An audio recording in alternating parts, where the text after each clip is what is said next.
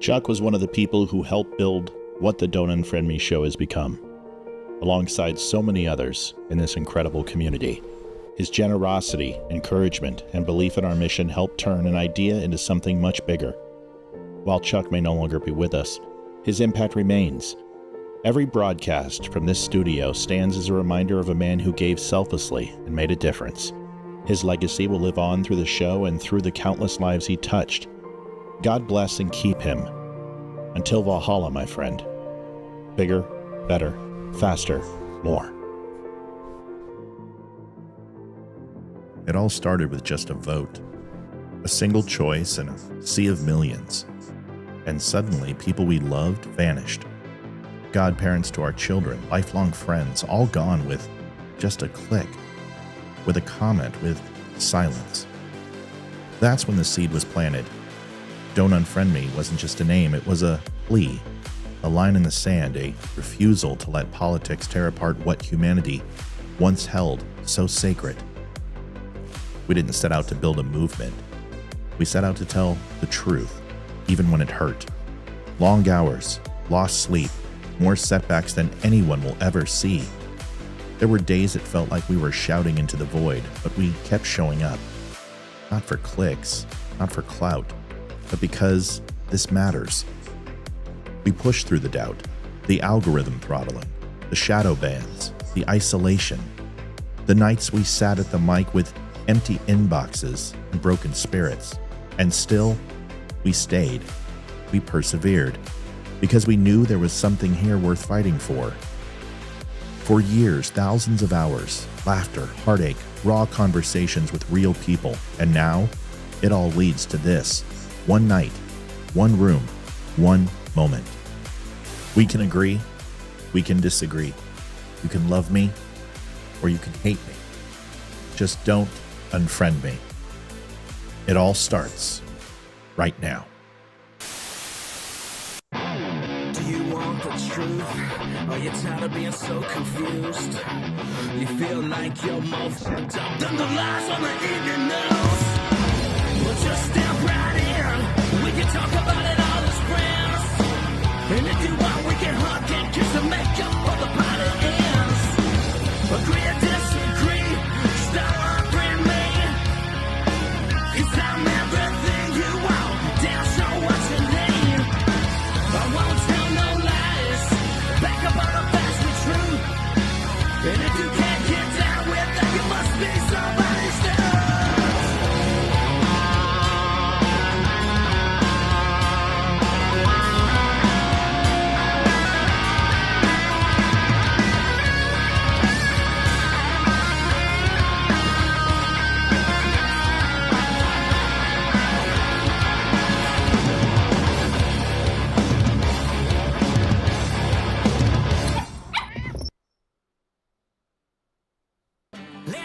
What's up, everybody? It's Ryan Weaver. I am on the Don't Unfriend Me show, otherwise known as The Dumb Show, with host Matt Spear.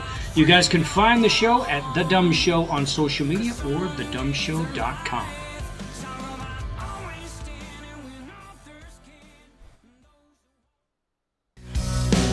Yeah, back to the good old days, back when liberty was safe, back when everybody stood together and we believed it would last forever. Back to shaking hands, back to remembering the past, back when red, white, and blue wasn't never put last. Folks, we getting throttled. Need some help. Get some shares out there. Get the likes out there. Help us, please. Big night tonight. Every patriot should watch this show. Please help us out. Thanks. 250 years ago, a group of ordinary people put extraordinary words to paper. The words of the Declaration of Independence don't stay in 1776. We hold these truths to be self-evident, that all men are created equal. Life, liberty, and the pursuit of happiness. That these united colonies are free and independent states. We're challenging you to take a moment to read the Declaration of Independence. To reconnect with the words that started it all.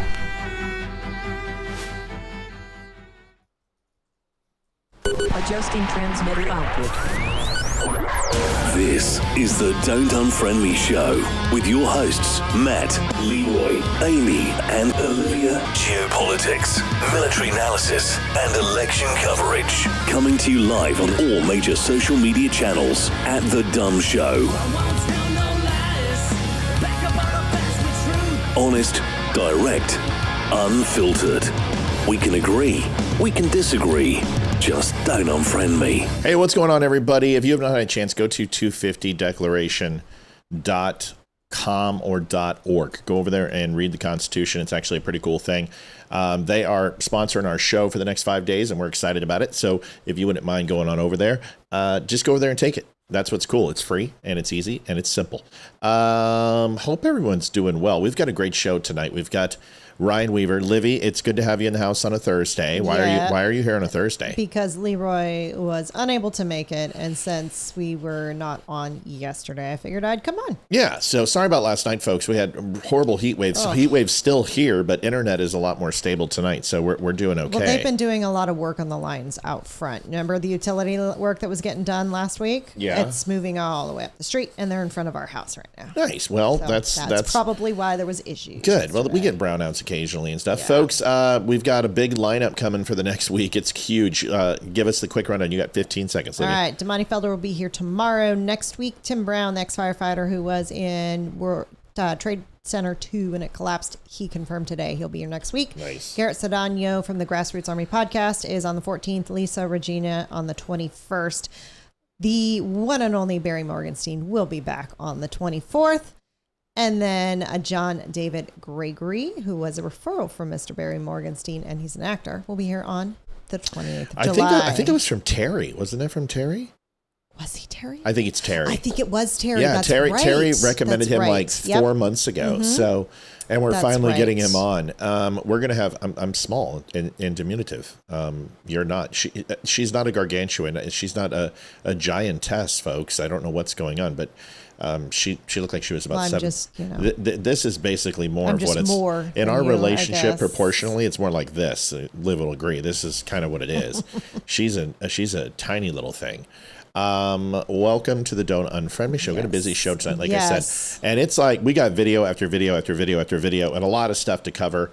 And yeah, go ahead. And the world premiere of Ryan Weaver's before everybody brand new single and the world premiere video, and we are premiering it. Yeah.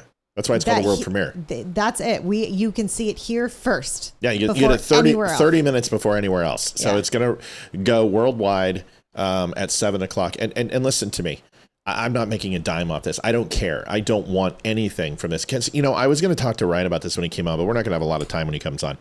But we'll hype this up a little bit before he gets here. Oh yeah, he's coming on for the premiere. Yeah, he's like, hey, I'll be on. I'm like, okay, that's great. Sweet. Okay. Thank you. We're excited. I'll put up a logo I did for him too. Nope, that's not it. This is it.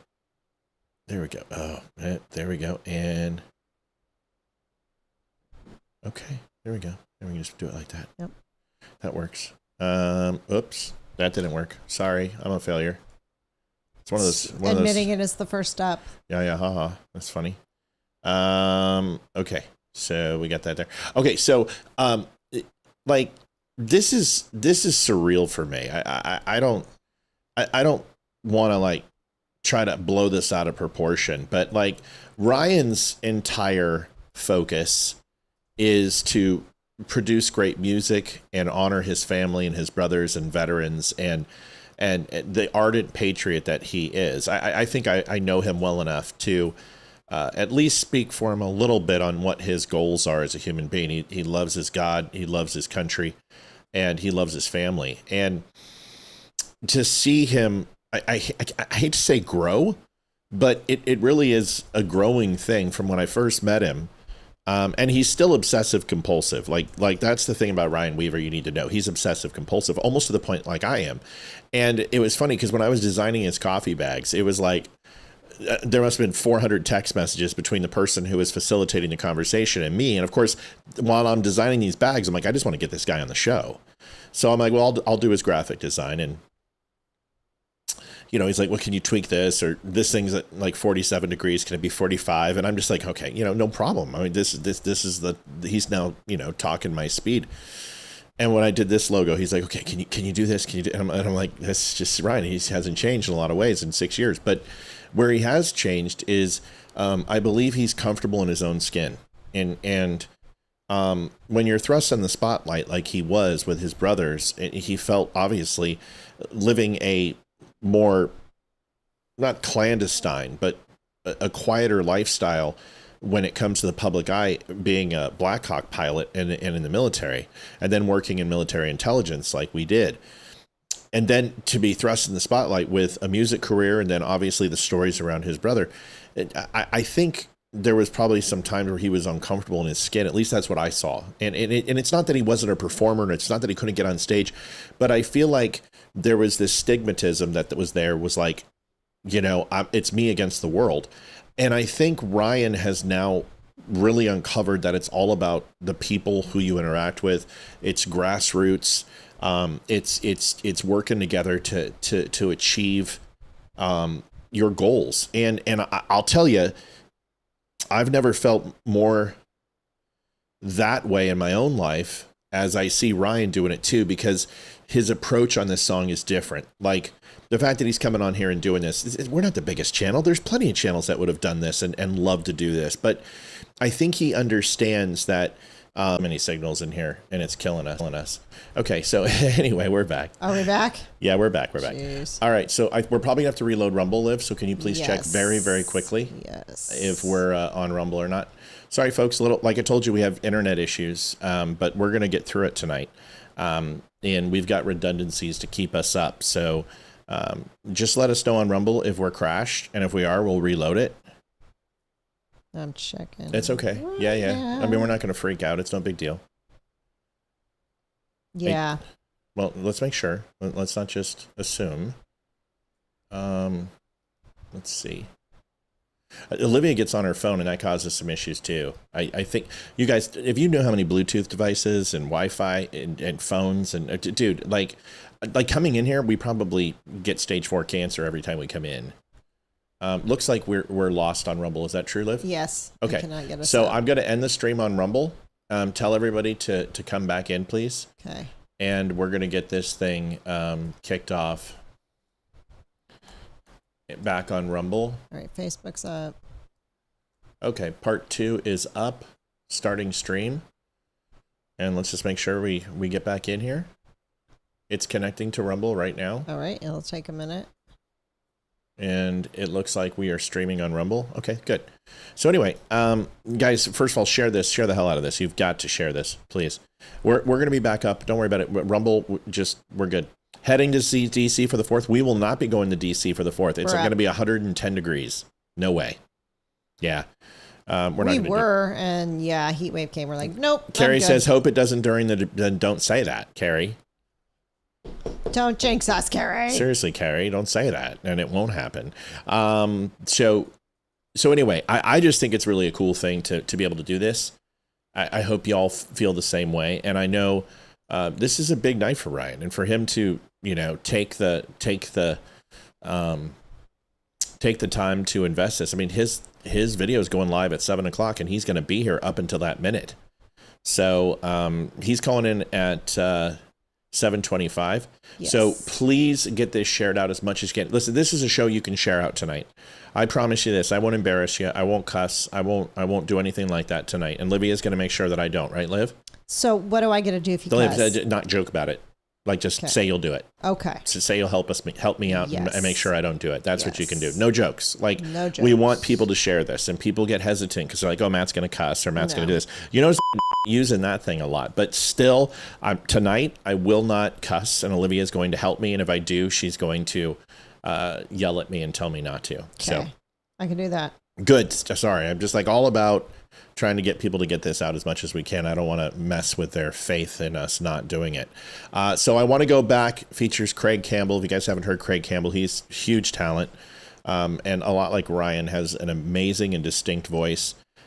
He is an extremely talented musician, and I think the song matches the quality of the video to a point where the video is exceptionally shot. I mean, Olivia and I are very big fans of cinematography and how shows are shot, and we appreciate a very well photographed show, and this video does that, and it's incredible in the quality. I want to talk about something. Olivia's going to show you something real quick. Olivia's going to flash a flag at you, Livy.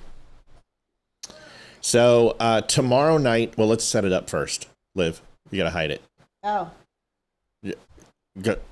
You're not doing really. You're gonna be okay. Yeah. Do you need some help? Yes. Always. Okay. So the American 250 celebration is a big thing for us, and July 4th is coinciding with our Friday night jacket giveaway, and like we're not going to reschedule it. We're going to do it on tomorrow night. We think enough people. It's early enough. Fireworks aren't even going to start.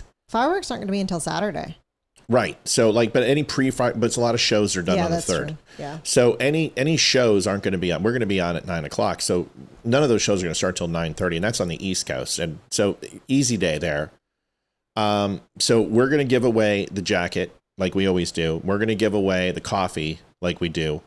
But we also thought we would spice it up. And this was given to us by a very cool company who makes flags, and they happen to make our "Don't Unfriend Me" sign, which is in the right down here on the desk. It's a 3-dimensional "Don't Unfriend Me" sign. It's made out of completely wood and vinyl, and it's beautiful.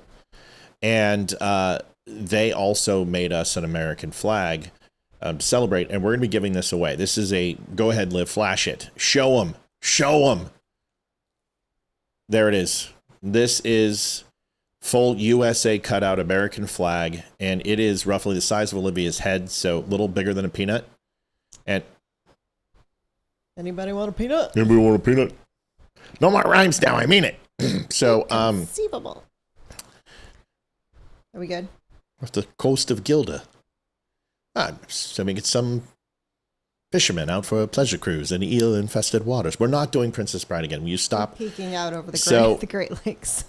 You are. Put the Michigan back up there. Put the glove back up. That is so cute. So this is the flag. This will look great in any home. This will look great in any man cave. And we are going to have a plaque made at the bottom of it that will say, from the Don't Unfriend Me show. So we're going to be giving away that tomorrow.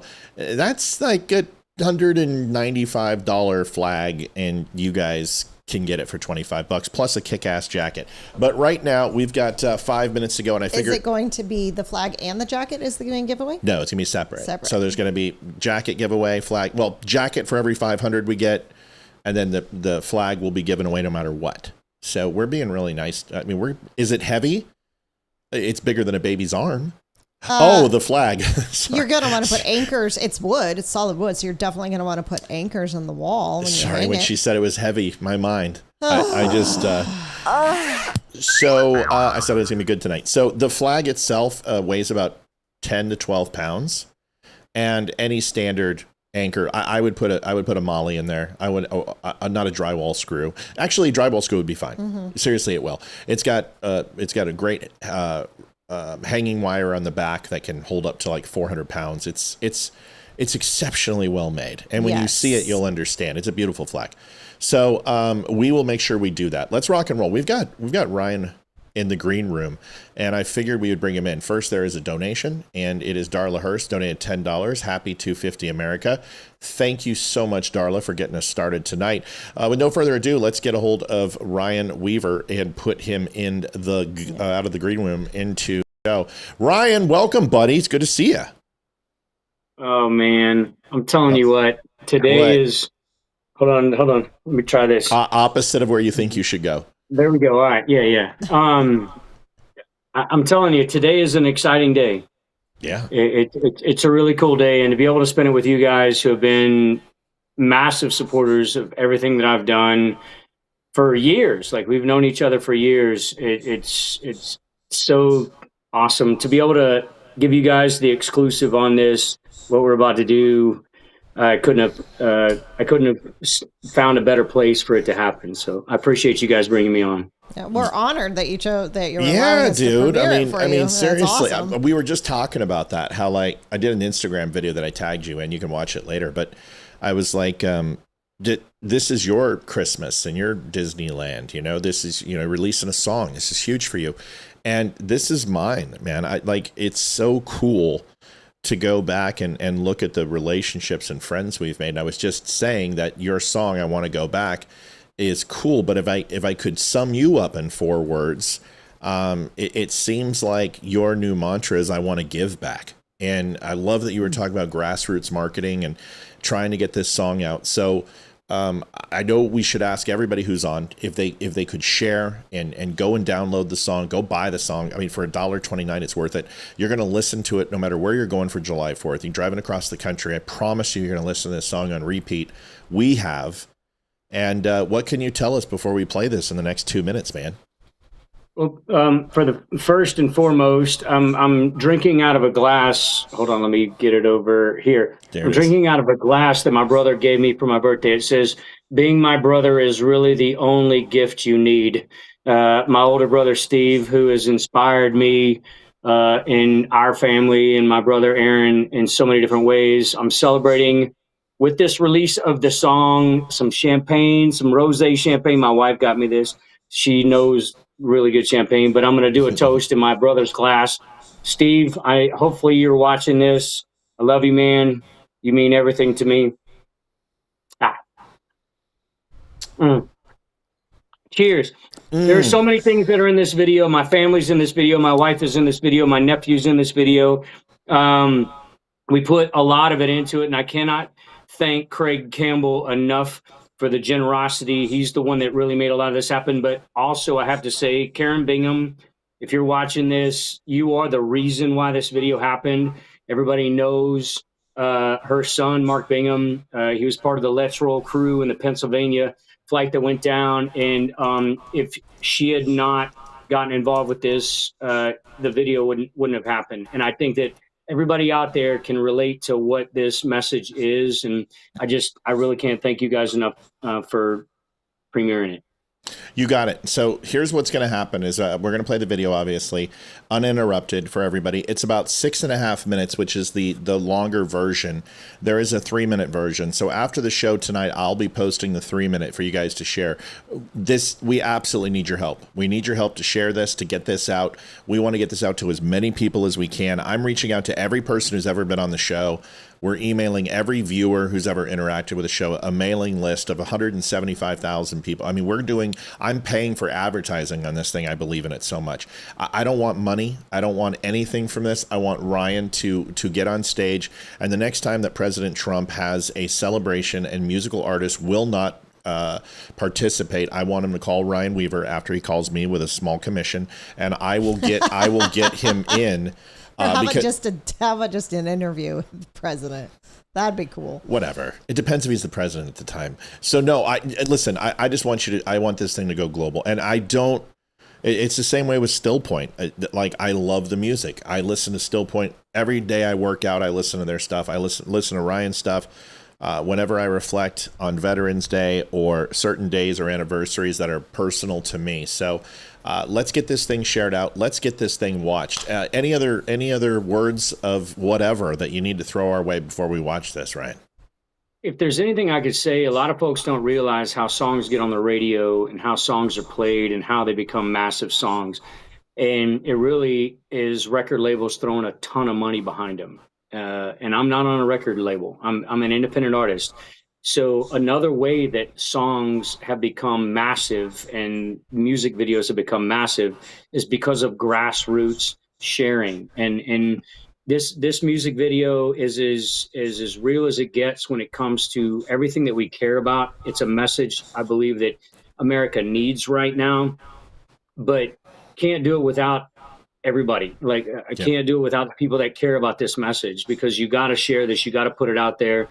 We don't have millions of dollars to throw behind this video. And that's why you see the same artists over and over and over again on music videos and hear them on the radio, because there is millions being thrown at these songs, and we just don't have that. And you're hearing a lot of stuff and seeing a lot of stuff from these record labels that are coming from New York and LA and the politics and all those kind of things that are involved. This song has no politics in it whatsoever. This is pure 100% everything that we care about in the United States, everything that matters to us, the grassroots love of this country. And going back to when we didn't think about all the stuff that we get on social media that bothers us, the things that divide us. This is 100% an inclusive, not a DEI inclusive kind of thing. It's just it's every American that's out there and everything that matters to every American, and that's what the song's really about. So I hope you guys will share it. Can't do this without you guys. And any one person could change my life on this feed. You don't realize that. One person could change my life. It's true. I mean, one person put Ryan and I together, and Barry and I together, and Tonto, and it's just been a domino since then.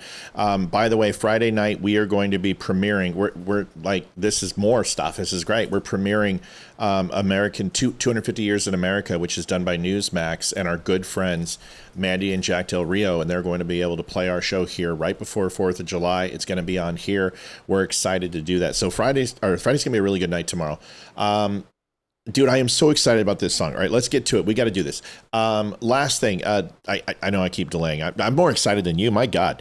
Terry Littlepage is a good friend of mine, and he runs Spreely Media, and he has a very large mailing list and news and is on Apple TV and streams and Roku and all this.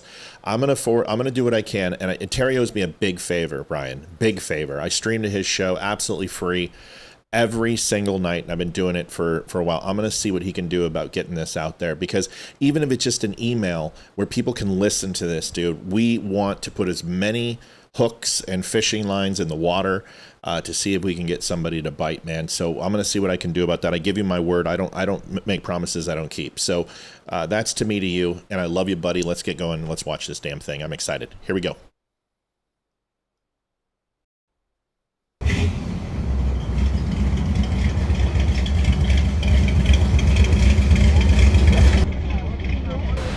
For joining us. Oh my gosh, I love this song. Turn it up.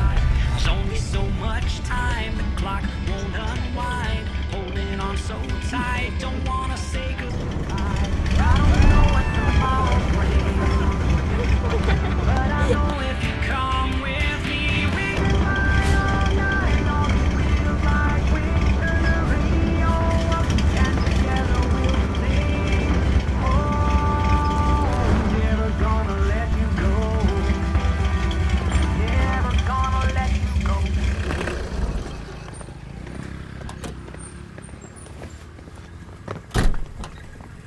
I can't wait to see Ryan Weaver. I can't wait to see Craig Campbell. Oh, yeah. Hope you guys are having a great night tonight at Grindstone Cowboy. Got you out here for a writer's round, and we got something special for you. And that something special is a brand new single that we're going to be releasing. I got to co-write it with someone I'm a huge fan of, the owner of Grindstone Cowboy. Let me introduce my good friend, Craig Campbell.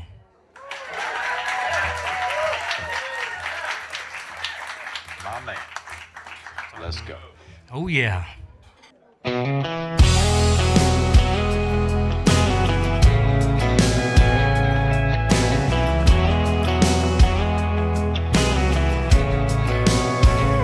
I wanna go back to my hand on my heart, standing at the start of class, to monkey bars on a playground with my dad. Yeah, I sure miss that.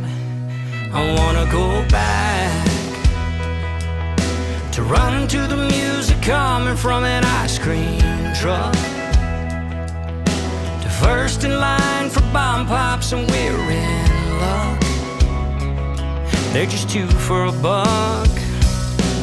Yeah, back to the good old days, back when liberty was safe, back when everybody stood together and we believed it would last forever. Back to shaking hands, back to remembering the past, back when red, white, and blue wasn't never put last. I wanna go back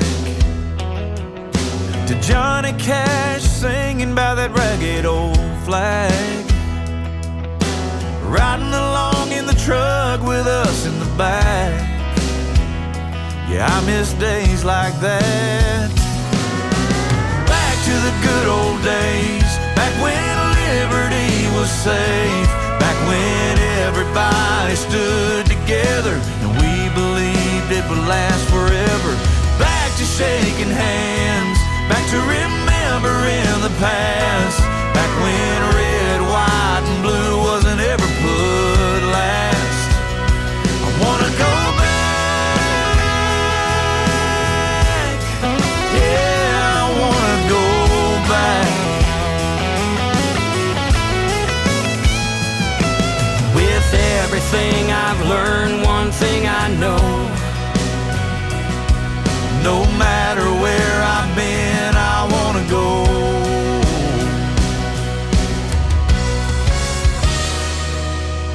Back to the good old days, back when liberty was safe, back when everybody stood together and we believed it would last forever. Back to shaking hands, back to remembering the past, back when red, white, and blue wasn't ever put last. I wanna go back, yeah, I wanna go back.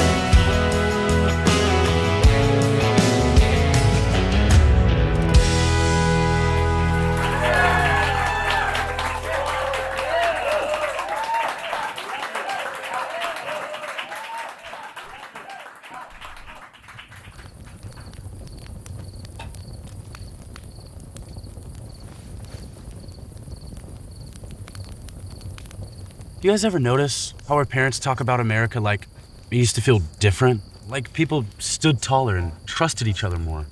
They need to be focusing on how freedom isn't free, but how heroes paid for every inch of it. My dad still tears up whenever he talks about how my uncle didn't make it home from the war. He said Uncle Aaron didn't fight because he hated anyone. He sacrificed his life because he loved all of this, all of us. Did y'all know my old man says every generation gets tested? Some in the battlefield, some in classrooms, some online. And if good people do stay quiet for long enough, the bad voices will end up taking over. Mom talks about nights like this all the time. Bonfires with friends, riding around in trucks, great music, neighbors helping neighbors. She says America isn't perfect, but it's worth protecting. No other country in the world gives us opportunities we have to chase our dreams. I used to think patriotism was just flags and songs, but now I realize it's really about making sure our kids get nights like this someday too. Guys, let's make a promise.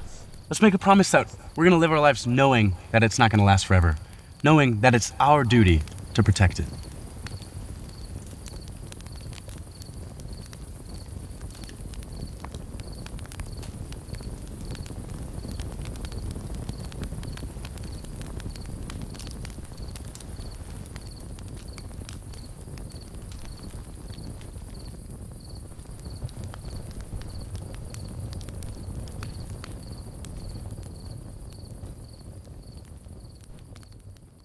You know, to be honest with you, I'm sure there's a reaction that I want to get from Ryan right now and go to him. But the thing that I've learned is that there are great things called encores, and it deserves one. Here is the 3-minute version. We're listening to it again. I've got to. It's that good, man. And seeing Ryan tear up is always good for me. So let's do it. Let's do it.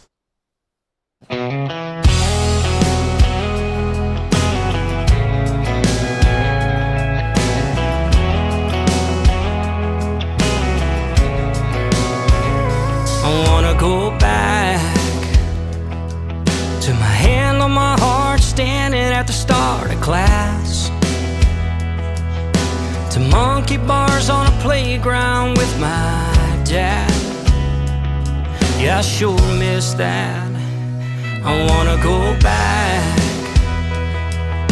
to run to the music coming from an ice cream truck, first in line for bomb pops, and we're in luck. They're just $2 for $1.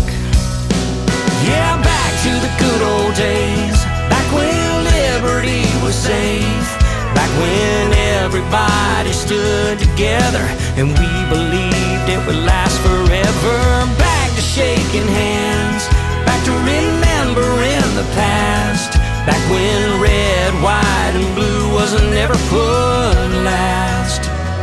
I wanna go back to Johnny Cash singing by that ragged old flag, riding along in the truck with us in the back. Yeah, I miss days like that. Back to the good old days, back when liberty was safe, back when everybody stood together and we believed it would last forever. Back to shaking hands, back to remembering the past, back when red, white, and blue wasn't ever put last. I wanna go back, yeah, I wanna go back. With everything I've learned, one thing I know, no matter where I've been, I wanna go.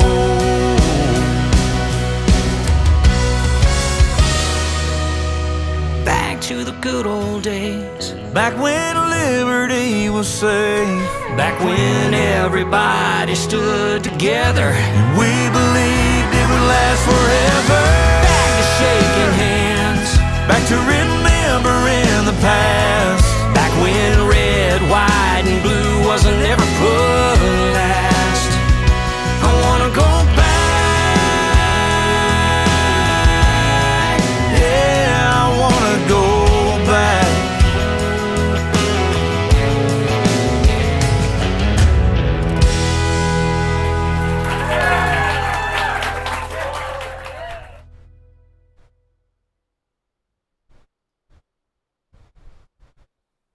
Folks, you can go to thedumbshow.com/Weaver. Have the links to get the song right now. It is available. People keep asking me, Matt, where's the video? Where's the video?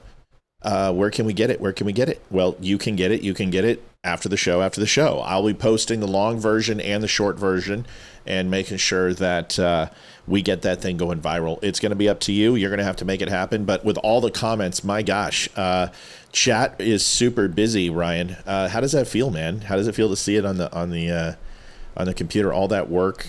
How long has it been since you started writing to filming? All that I want to get the deets. Go ahead, man. Man, the close up of me.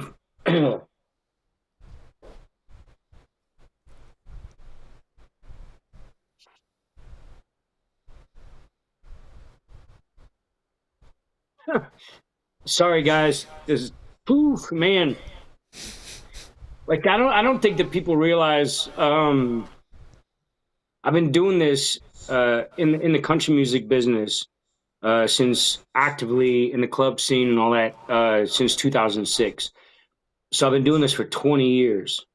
To be able to say that you could be in this industry and never have a song on the radio, and be able to do it for 20 years. I've got so many amazing songs. Like I'm not saying it because I wrote them. I'm saying because we've always tried to have a message that mattered. My very first song that I did, I was trying to go mainstream with Crank It. I've got my family in that music video. George, who is my brother-in-law, was the organ player in my first music video. My nephew is now in there. He wasn't even born. He was a twinkle in their eye, and my nephew's in there, Georgie. I grew up with one of my best friends growing up. His name was Donnie. I really needed to have someone like Georgie in there to have those memories. The video, you know what I'm tired of, man? What's that?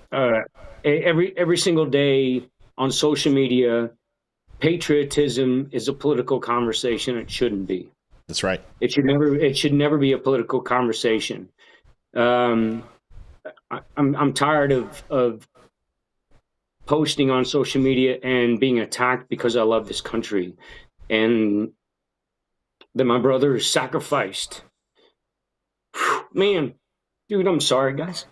Don't you dare be. Don't you dare be, man. You deserve it. Go ahead. Everything that I've done, I mean, the catalyst to my country music career was my brother being killed in Iraq. A lot of folks don't realize what that does to a family. And then my brother-in-law was killed in action in Afghanistan.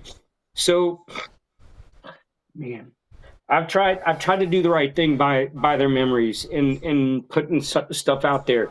And when Craig Campbell I reached out to Craig Campbell. We did a little bit of a video on how we got connected, because Craig Campbell, I've been a fan of his music and just who he has been as a country music artist. He's a patriot. He loves America. I've been a fan of his, and I just reached out to him on social media, and I didn't realize that he had been following my posts. And he said, "Yeah, man, I just this seems like a guy you want to have a beer with." And we wrote this song in his living room. Just the two of us wrote this song together, and he was gracious enough to say, "You had the idea coming into the room. You knew where it wanted to start. You knew where it wanted to begin, and I helped you. We put that story together, and that's where the song came from." Every single thing, every single lyric in that song is who we are as Americans, and there's no division, there's no politics, there's no nothing. It's 100% patriotism and loving this country.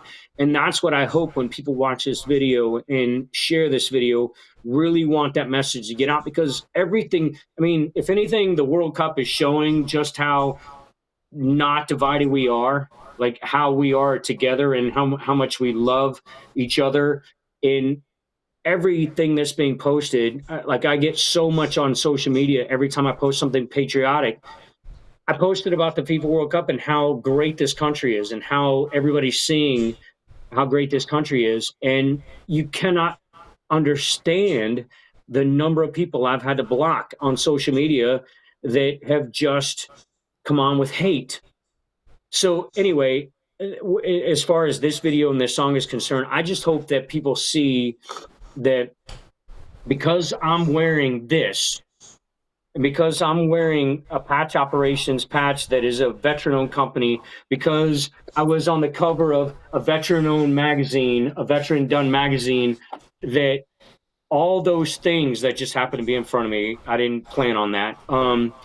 All those things, like there are people like me out there that really genuinely want to see our country succeed and prosper, and sacrificed, and watched my family sacrifice and buried my brothers underneath in flag covered caskets.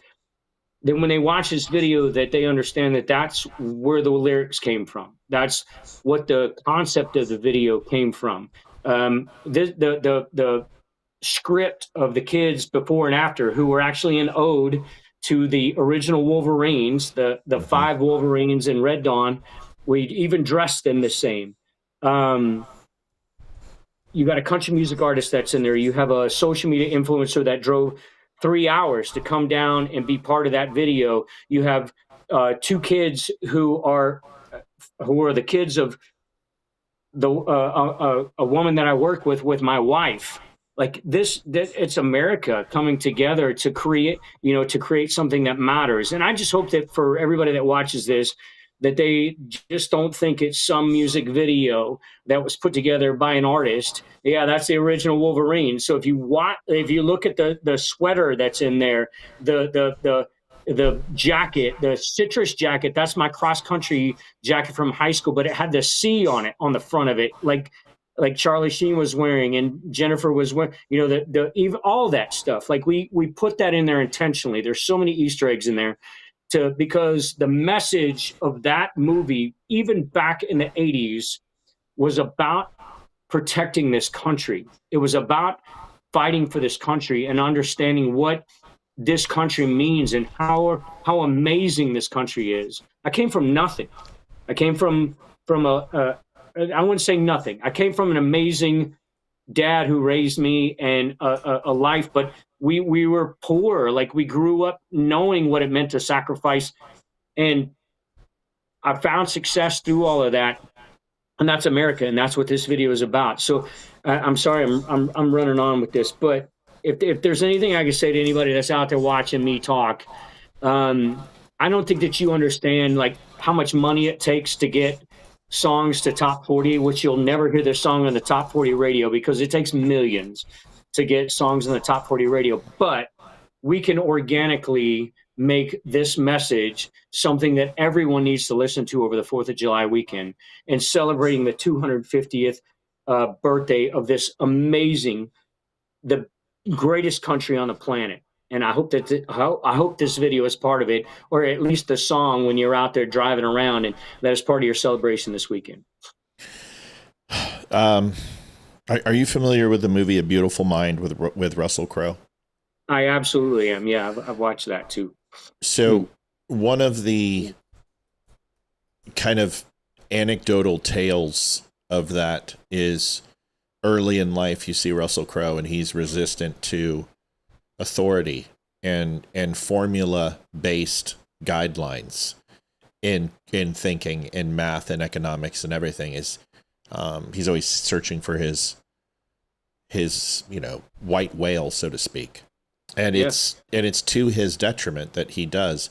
And the one of the catalysts in the movie is when he, right before he discovers his true idea, which is essentially macroeconomics, which has revolutionized the world and the financial system and trade.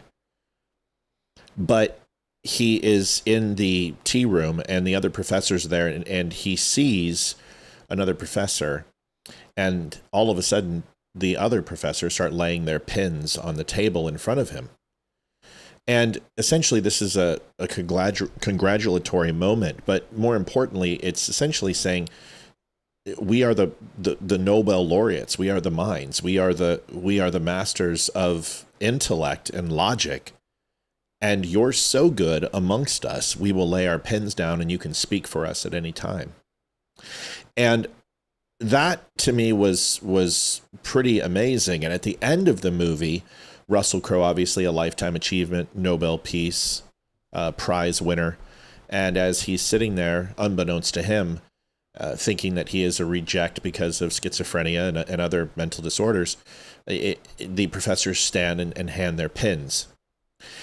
As a veteran, I've always wanted to play guitar. I've always wanted to sing, and I can do neither well at all. But if I was in that room, and if I was an esteemed colleague, I most assuredly would be giving you my pen today. Mm-hmm. But there is something that I can speak about being a veteran, and this is going to be a little longer, so you're going to have to deal with it. This is the most I probably talked when you and I are together, because usually I just let you do it because you're really good at it. But there's another movie, it's The Knight's Tale, and it's one of my other favorites with Heath Ledger. That is one of my favorite movies of all time. Yeah, me too. So you're going to love this then. Of all time. So you're going to love this then. So I believe The Knight's Tale is one of the greatest stories on the screen that were able to be told with modern day emotions. And whether it's Cheshire or whether it's noble knights and patents of nobility and jousting with honor, the one scene that comes to my mind today is when the prince sees William in the gallows and he is in stocks. And they're pelting him with tomatoes and lettuce as he is shamed, as even though he's reached mountains of gold and honor and titles and patents and land because of his performance when he carried sword and lance. But the moment that they shed his armor and they brought him down as a commoner, he was relegated to a status of nothing more than a peasant like they were. And instead of congratulating him, they destroyed him and they tore him apart. And the prince, who he obviously battled in a tournament, and he showed him honor and respect and actually lowered his visor and went full tilt into the prince when nobody else would, because if you harm a prince, what would happen to you? William showed no fear. And when he's in the stocks, the prince obviously is cloaked and he's wearing, brown garbs in secrecy and with his other guards there, and he's watching William, and all of a sudden he stands up and he removes his cloak subtly and leans over to William and he says, "Your men love you. If I knew nothing else about you, that would be enough. But you also tilt when you should withdraw, and that makes you knightly also." And I think that is probably, as a veteran, my testament to you, brother, is you consistently tilt. And maybe you should have withdrawn many occasions, but to see you do this, I can speak on that, not as a musician, but as a veteran and a friend and a brother. Bravo Zulu, man, you do your family proud, and you honor them. So I just want to tell you I love you and thank you for sharing this with me very, very much. Okay. I love you too, man. Yeah, I'm good with words. You're good with music. So, thank you, buddy. I'm gonna tell you. I tell you, like, imagine releasing, the music videos that I've released, and especially What You Think of Me, that mattered the most to me, and What You Think of Me, because it mattered the most to me, but it is a depressing song. I wouldn't say it's depressing, but it's great to play at funerals. When that video dropped and we put so much into it, like I wrote that song on the 10th anniversary of Aaron's death, and we put the song out on the 20th anniversary of the last day I saw him alive. And in the music business, you have to think of so many different things to when it comes to putting out your music and putting out videos. But I've not just focused on the music. I've focused on the brands, like with Grit Gear Apparel, my cowboy boots, all those different things, because trying to be an entrepreneur as a veteran, but also putting onto music, you don't make money on the music itself. Hardly ever as an independent artist. You don't make money on the music itself. You make money off of the ancillary things that happen with it, the brands, the shows, the speaking engagements, all those things. And with What You Think of Me, because it was to me in my music career, the most important song that I wrote in my music career, specifically because never forgotten that I did with the Professional Bull Riders when we did that Celebrate America EP. It pulled that single back in years because of We Had Never Forgotten, which was very similar in memorializing law enforcement, first responders, and military. And I was touring with them. So What You Think of Me got shelved for, 20 years. It took us to put that song out, which is when I say 20 years, because it was 10 years in the making and then 10 years to actually put it out. That song, when I put it out, we put a director's cut and a performance cut out. It was produced by the founding member of Lone Star, which when I did my first karaoke singing competition that I ever won, I sang Amazed by Lone Star. So it was a first full circle moment. Video came out and nothing happened. Like, legitimately the most important song that I ever felt that I wrote, and the time and effort that got put into that music video from my friends and family and everybody that believed in me, nothing came from it. When I say on the music business side of it, nothing came from it, with exception to me being able to honor my brother, which means the world to me. When I say nothing came from it, I got no shows, I got no speaking engagements, I got nothing out of what I felt was my hopes are that we can get out there with this song and change people's lives. Yeah. I really do. And I didn't get this emotional when I put out What You Think of Me. I didn't feel this powerfully about it because of what has happened since What You Think of Me came out. And us Craig Campbell and I writing this song, and then finally getting it done, and having someone like Karen Bingham come on board, who, this year, come on, for 9/11, so I want the reason why I went on this long tangent with everybody out there that's watching is because I want you to understand how much the message of this song means to me, and how much the video means to me. Having my wife in this video, she's the teacher in the classroom. Having my nephew in this video, who is a generation down from the first music video I ever put out when George was playing on the organ there. Telling the story and having all these kids in there and knowing what this is going to mean to a lot of folks out there, and going back to when things mattered. I just hope it changes people's lives, and I hope that I really hope that everybody that's watching this will put it out there and help us make this special. We don't have the marketing dollars behind it. It takes a lot of money to put the marketing to put marketing in there to get it done. I appreciate the marketing dollars you're going to put in on your show. Yeah. I didn't ask you for that, and I'm incredibly grateful. I just hope the folks that watch this and listen to the song, and as you're driving down a road, are listening to this song, and it brings you back to the times that really matter to all of us. I hope that brings you back to now, when these times really should matter to all of us still, but we're being sold differently. And I hope this changes that. I really do. Sorry, you got, dude, there's no reason to be sorry. We're so honored. Listen, you got 1 minute. You got to go on social media. You got to go get it out there. It's going to drop on all your social media channels. You're going to have reactions. Your fans are going to want to talk to you. They're going to want to listen to you. We'll be following it up with sharing it with ourselves and posting some things after the show. If you guys want a copy of the video, Ryan, God bless you, man. Dude, I'm sorry I talk so much, man. Shut up. I'm so emotional, man. So emotional on this. I don't know why. I know why, because this is an artisan moment, dude. It's like when Picasso felt the same way. Michelangelo felt the same way when he looked up at the Sistine Chapel. When you create something, you'll know you'll never create anything better than this. But this gets to live forever. I got your wife tapping on her elbow, so I don't know what that means, but I'm watching. No, she's. No, I always have to be moving my hands. She's fidgety. I am always fidgety.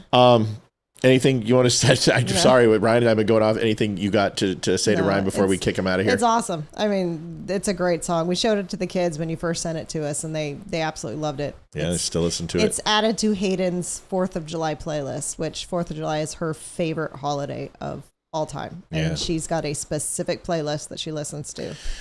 Ryan, that is added. The number one question we're getting is there a CD? Because people want a signed and autographed CD, even in the sense of a placeholder, maybe the cover and a CD cover or something to that effect. Anything like that possible in the future? Well, since you're asking, then I will have them made, and I will put them up. I'll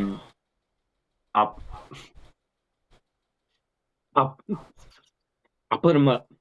Okay. Yeah, thank you. Gosh, I'm pretty good at that stuff. I'm pretty good at that stuff. Let me know if you need a guy to do that for you. Okay. Oh, you do CDs and all that? I'll do whatever, dude. You listen. Come on, man. Who do you think? We have a CD company here in town in Nashville that's done all my CDs in the past and whatnot. But I mean, obviously, I'd rather give business to a fellow veteran than to No. I'll sell them for you, and I'm telling you, we'll put them on the show. We'll put them on the site. Get them made. And we'll get them sold, because I guarantee you, dude, this song, someone just made one comment real quick that's buried in the comments, and it basically said, Ryan, I hope you have more songs ready. And I get that feeling too. I hope you do, bud. A little Easter egg in the music video. So if you watch, let's talk about Heroes, we played this song in that music video. And that was my next single release. So if you listen to the music video again at the beginning where she said, I love that song. I know. I heard it. That is a song we have in the hopper right now. It's just the music video concept for that I have is spectacular. But music videos cost a lot of money to make. And this one in particular, the concept for that music video, I think will be incredible. And if anybody wants to get on board to help me get that done, obviously anybody that's out there, I'd be grateful. But the concept for that music video, but listen to that song. It's in the music video. It's always been one of my little, Easter eggs that I throw in my music videos is the next single release for the last 3 music videos that we've actually done, or 3 music videos that we've done. So yes, there are songs in the hopper, and I've got a couple of them. And I've got one that I wrote about my wife that I really need to cut, that I haven't cut yet. I wrote with my best friend Trey, who's playing guitar in the music video. He and I wrote it a long time ago, and it's a love song. But yeah, so we've got a few in the hopper, but I appreciate you asking. I think you need to come up to the Blue Ridge Mountains to shoot your next video. I agree. Well, we're going to get him out here for a concert and some whiskey on the patio. We could start there. We could start legitimately. We'll chat offline, but I'll tell you about the concept of the music video, and it'd be a great place to actually start. It really would. Get me a hat. I'll send yours. That's one thing we haven't done yet. And if we were together, we probably would, but we're not. So get me a hat, and I'll get you mine, and we'll share. I know. You're wearing my. I know you're wearing. I know, but I want a Ryan Weaver hat, and I know the Condor. I have the Condor. I have the exact same hat, but my point is, I want a Ryan Weaver hat. We got to do the patches for patch ops. You know. I know. I got to get patch ops to get me a patch. I know all the guys at patches. All right, get out of here. We love you. Go get busy. We're going to work for you. You go work for yourself. We'll talk to you soon. We love you, buddy. I love you too. You guys, thank you so much. I cannot thank you enough. My pleasure. It's our honor, Bubba. All right, man. Get out of here. Talk to you. Bye. Ryan Weaver, everybody. I got to get going, but real quick, I'm going to say something. Yeah. I don't want to say anything to him because I don't know if anything's going to come up. But, I've got that friend I went to school with who is in that industry in L.A. I know. And she... I know. Well, listen, I know the owners of the Cowboy Bar in Wyoming. Mm-hmm. I know people with radio stations. I know Cumulus Radio. I know people at iHeart. We'll figure this out. Yeah, but he deserves it. Get out of here. All right, I'll be back. Love you. Do you want Froyo? Yeah.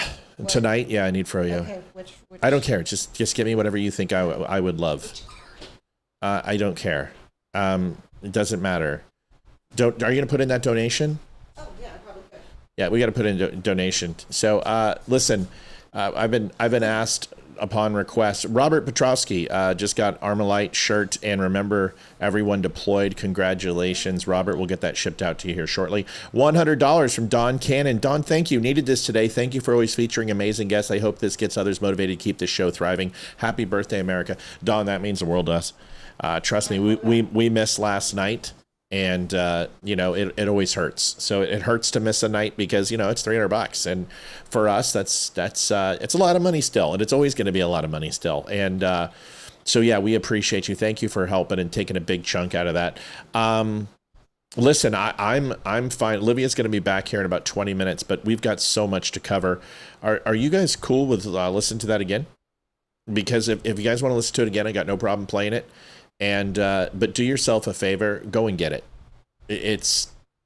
You're gonna want it, and you can get it on Spotify, Apple Music, YouTube Music, Amazon Music. Go and download it and leave a 5-star review. That's more important than anything.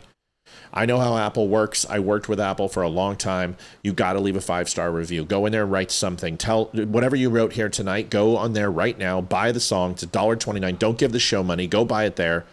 And leave a 5-star review. Give the show money too. We'd appreciate it. Let's play the song one more time. What's up? Okay, so yeah, go to a 5-star. I'm gonna play How long you gonna be? Okay, I'll do the show without you. All right, let's rock and roll. We're busy. Is Ethan taking over donations? What? Is Ethan doing donations? No. Yes. Donations. Make sure he's ready to go with donations because people are going to donate. Okay. All right, let's rock and roll. We're going to play this song one more time. It's worth every minute. Remember, I am going to put the long video and the short video up on the show. It'll be there. That's up to y'all to share it, like it, all that type of stuff. But let's play this one more time.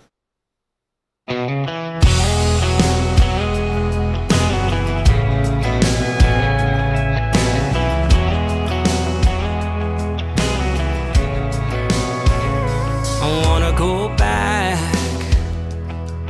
to my hand on my heart, standing at the start of class, to monkey bars on a playground with my dad. Yeah, I sure miss that. I wanna go back to run to the music coming from an ice cream truck, first in line for bomb pops, and we're in luck. They're just $2 for $1.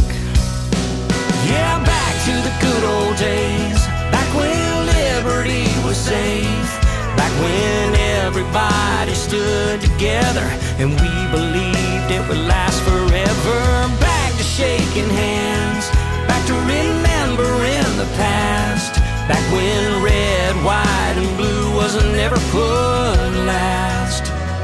I wanna go back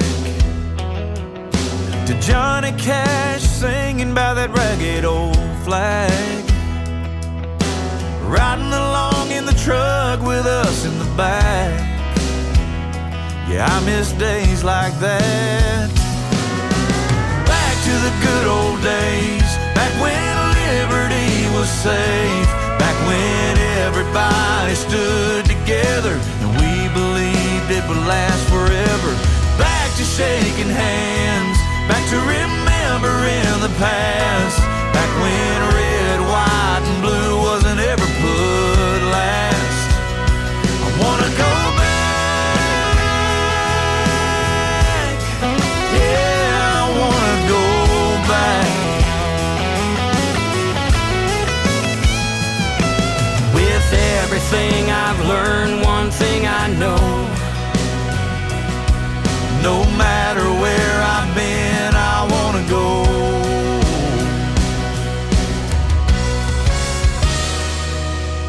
Back to the good old days, back when liberty was safe, back when everybody stood together and we believed it would last forever.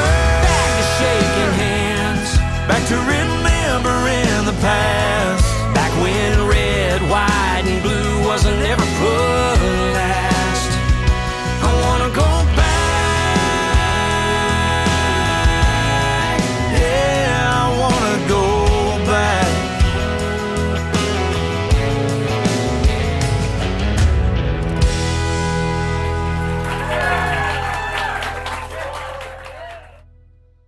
You know, this job, I love it. I love what I do. I love it. I love it because I get to spend time with people like that. I get to sit next to my wife. I get to hang out with my good friends, Leroy and Amy, and all of you. And it's an amazing thing. I really want this to go big. And then I've got Still Point reaching out to me because somebody's trying to take their trademark, and they're like, you will know what to do. What do I do? And I'm like, let's rock and roll. Like, let's go get a trademark lawyer and let's go find out what we need to do. And if we got to go to court, let's go to court, you know? So, people are so amazing, you know? And, Deb made a comment. She says, you know, Matt, careful. People think you'll have a heart. I have a heart. It's just, I keep it close to my vest, and I don't share it with people very often because, I'm a guarded human being. And I've always been a guarded human being. I've always had to protect myself. But people like Ryan and Barry and Tonto and Jeremy Mitchell and, you know, Mandy and Jack and Samuels and Damani, and I can just go on and on. This show I have more friends in my life now than I've ever had in my life. And these are true friends. These are people who I would walk through walls for. So go help Ryan Weaver out, please. And please follow, please share. I'm going to get his video up right after the show, and then you guys do your magic. Get that thing shared out to as many people as you can. Take pride in it because it is a fantastic, fantastic song. It really is. It's really cool, and I love it to death. I hope you do too. Hold on a second. I gotta help my boy.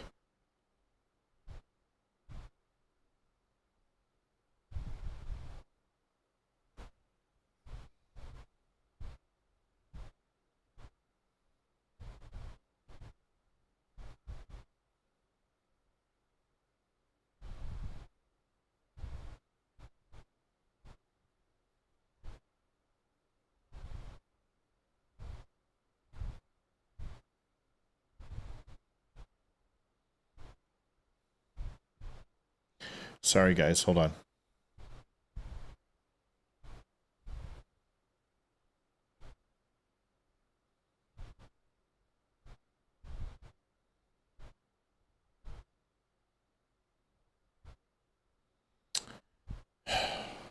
Yes, leave reviews. Sorry, guys, it's more important. Okay, I need to get a hold of Brandon.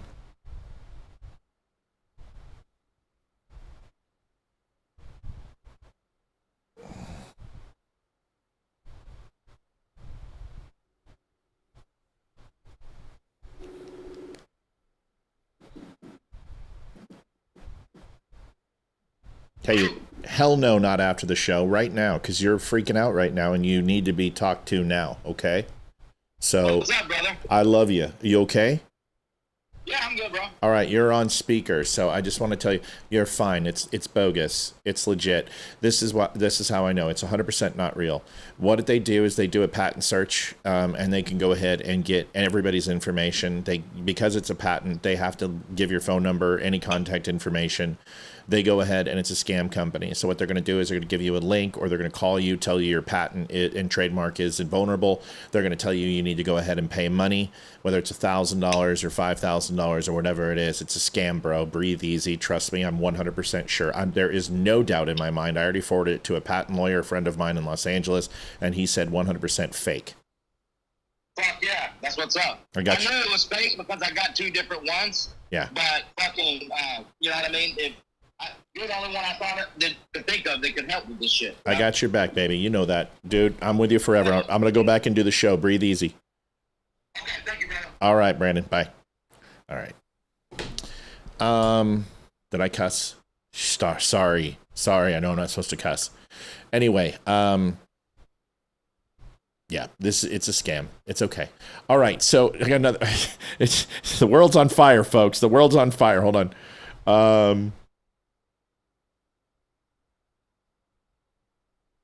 Ryan Weaver. Sorry. I'm just telling him it's great. All right, let's rock and roll. Olivia will be back soon. Nice to see so many people on, folks. The Ryan Weaver song, I Want to Go Back. We've been playing that for you. We hope you enjoyed it. I wish I could just play it all show, but we got business to do. And Kirsty Worthen donated $10. Ryan, your art is beautiful. Thank you for sharing it with us. Absolutely. Guys, go and pick up I Want to Go Back. We might play it one more time before the end of the show. Donations are open, folks. We desperately need them. Last night we missed, and we're hoping we can make up a little bit from last night because we got unfortunately a big heat wave, and Olivia will be back soon. Springfield City Turmoil video is about Springfield, and it really kind of gives you a state of the union on the city and the state. We've got a busy show tonight. I don't know how we're going to fit it all in. We're going to do our best. So the best way we do is help donate to the show, get that done so I don't have to talk about it, especially since I don't have my cohort here. Let's rock and roll. You've got a city that's in absolute turmoil. Everybody's against everybody. Chad Duncan is the police chief of Tremont City, Ohio, which is just outside of Springfield. He described a general atmosphere of lawlessness in Springfield, which he says is spreading to the surrounding area. People that shouldn't be driving are out there, and they're allowing them to drive. Chief Duncan described one of his recent traffic stops involving a Haitian migrant. He didn't even have a license, coming through town at 44 mile an hour in a 25 mile an hour zone. That's the second time in 2 weeks. And you towed his car? Oh yeah, towed it for the second time. And Springfield wouldn't have? No. He suggested that one reason Springfield authorities might be going soft on reckless driving is to protect the Haitians' immigration status. If you get 2 misdemeanors, you are subject to be deported.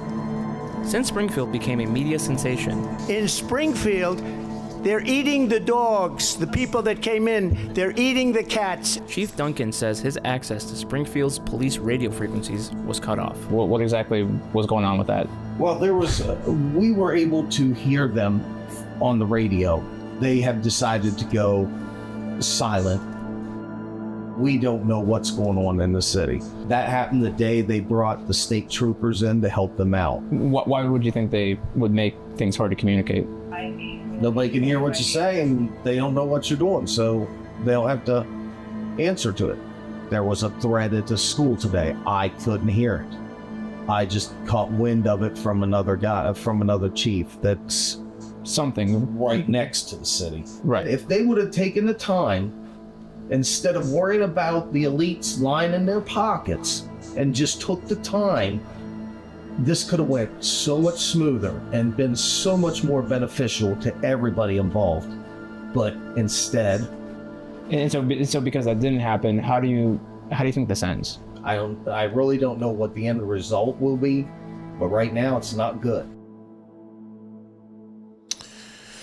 So, one thing I do enjoy about Blaze TV is all of the independent journalists that work there. I've had the honor of working with a few different online newspapers, and Blaze is pretty amazing. More importantly, like, it's easy to go ahead and look and say, okay, let's look at the trans movement, or let's look at the woke ideology, or let's look at DEI, or white privilege, or toxic masculinity, or the 1619 Project, or all of these things.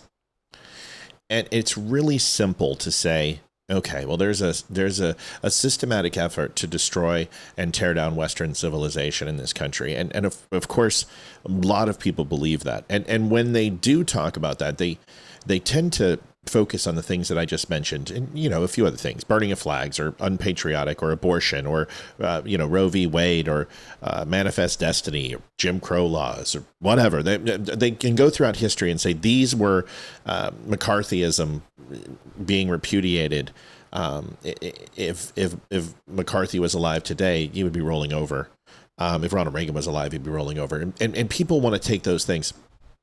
All of those things concern me, for sure. All of those things are absolute, weather vanes for where we're going as a country, but none more terrifying and absolutely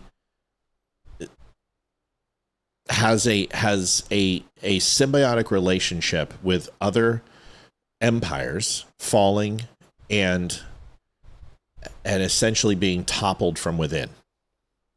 And although we don't share the similarities as modern day empires, confiscating, vast amounts of land, or enslaving a people, or annihilating a people, we've flirted with being an empire, and certainly not as profane as England or Japan, or the Romans, or the Huns, or the Mongolians.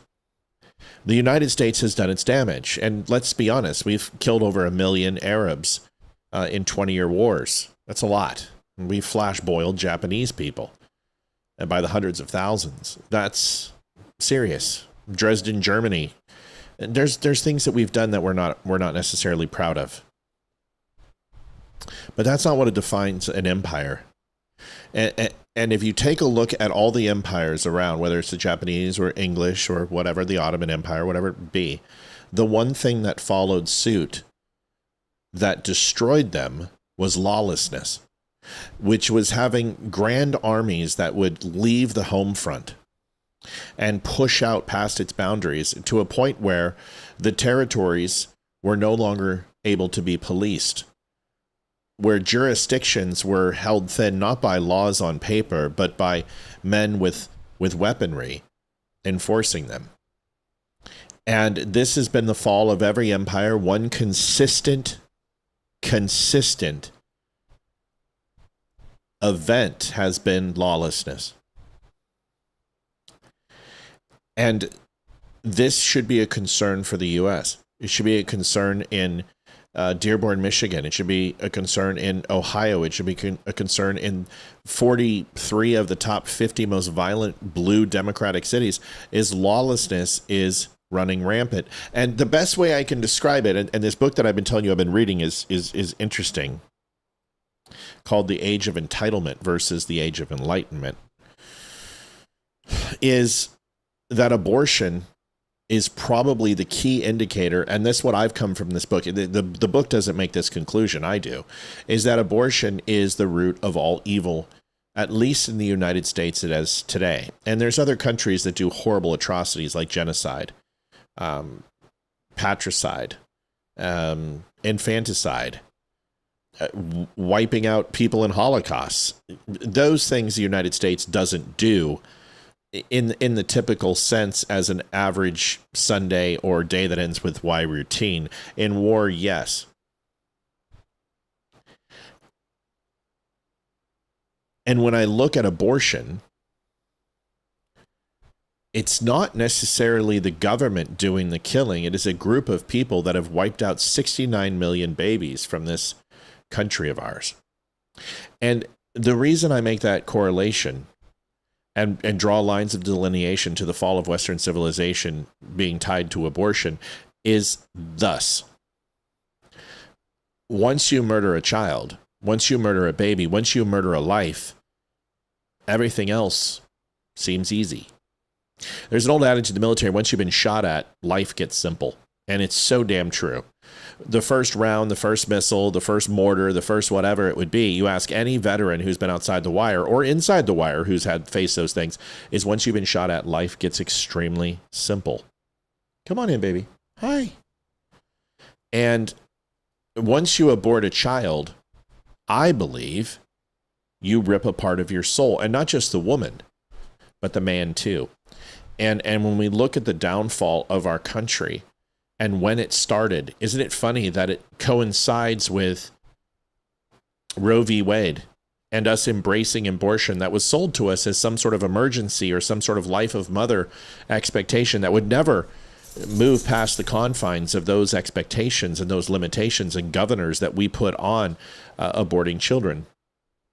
And once we encroached upon that, once we opened that Pandora's box, once we, crested the seal of that untouchable, unspeakable act,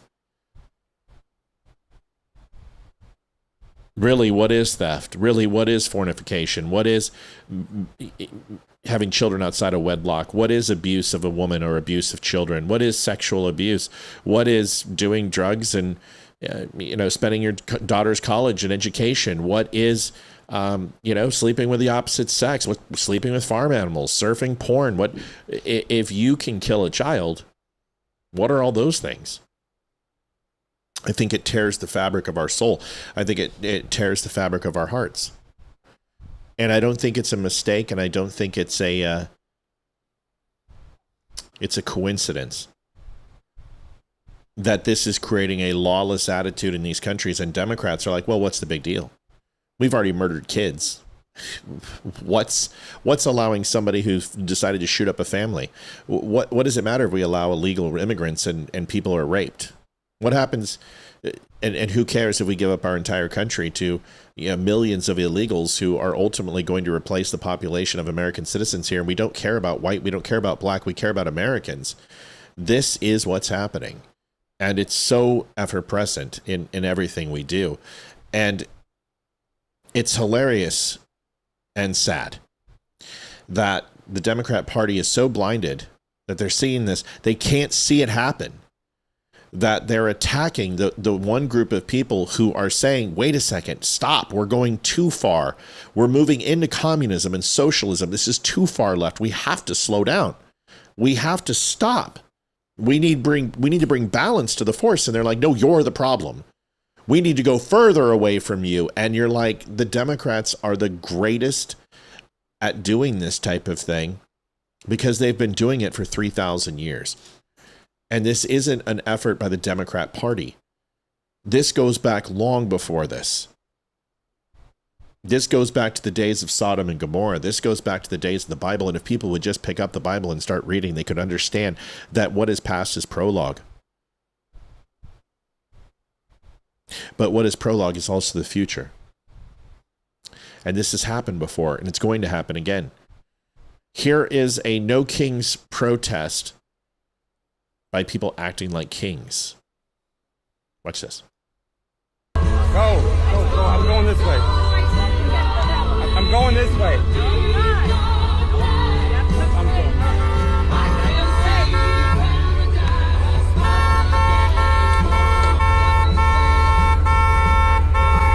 Some guy's been putting these horns that put out like 180 decibels and like can blow an eardrum out. It's like a shotgun going off in your ear. Yes. I'm thinking of putting it in whatever vehicle. We're thinking Friday we got to go get a car. I gotta go get a little used vehicle. I need to get something because it's just too much. Hayden needs a car, and she's gonna be driving in December, and I'm sick of waiting to get a haircut for when Olivia's off, and so I need a car. So thedumbshow.com/donate, folks. Need a car. to make my life come true. But I think I'm going to put one of those horns in there, and you see them in these F-250s, and I love them. And because of this, because it deserves that horn on these people. Who are you? Who are you? Where are you going? No. Wherever I want. This is America. Isn't it amazing that these people, no kings, they seem like some totalitarian form of Praetorians from Rome, or they look like the Gestapo. I need to see your papers, please. It's amazing that the no kings are so worried about tyranny and fascism, yet they act like it themselves. Who gives a crap what you think you are? You're in the middle of the street. You are in a place where a human being is not allowed to be unless you're in that crosswalk.